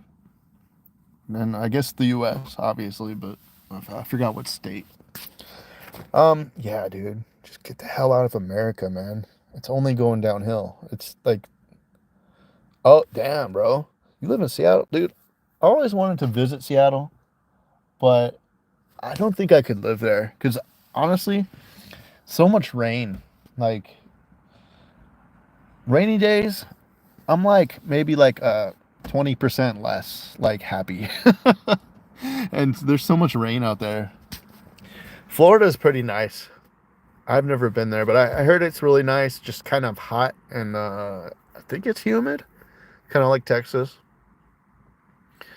But Yeah, I mean, Seattle's definitely, that's kind of by Portland, so I'm sure Oregon, I think it's pretty blue, pretty crazy. These guys are fucking insane. It's like the Democrats are cheering for a ground invasion that's happening in real time. It's like they're just making it happen. What's going on? What's happening, dude? Yeah, bro. I mean, I always wanted to visit Seattle because it was the grunge capital of the U.S. of the world. Nirvana and I think Soundgarden. A lot of those bands came from there. Pearl Jam back in the early '90s. So I don't know. Maybe the Pixies came from there too. But yeah, when I used to love grunge, man, I wanted to go to Seattle. It's a shithole. It's beautiful from a distance, but the city's lost, man. It's so sad, dude. Just like Los Angeles, man. It's good scenery. It's great, the beaches, but the thing is, it's just trashy now, dude. Just so many bad policies. That so many homeless people. A lot of They just they parade around the crazy people like they're our leaders. And it's like, bro, it's backwards. But anyways, at least we got crypto. All right, so I'm gonna let you go. I gotta go to work, and thanks for sticking around, guys. Please can you hit the thumbs for me before you leave, if you can possibly do that? Thank you. Anyways, yeah, I'll talk to you later. I'm glad I have a lot of people here today. That's wonderful. You can see it got dark out of nowhere. It got dark, man. I've been doing this for a while. That light doesn't even come on. There it is. Got a haircut. Anyways, guys, love you guys. Thanks for being here. Pretty sure Bearable Guy had Chainlink Sergey in one of his riddles. I want to be real careful about how I talk about this because I'm not trying. Look, we have so many chat. Okay. Dude, I'm going to have to ask you about that. If you can reach out to me on X or something, like, tell me where Sergey was in a Bearable Guy riddle, because that's pretty interesting. All right, guys. You guys have a wonderful day. Love you guys. Crypto Mike out. Peace.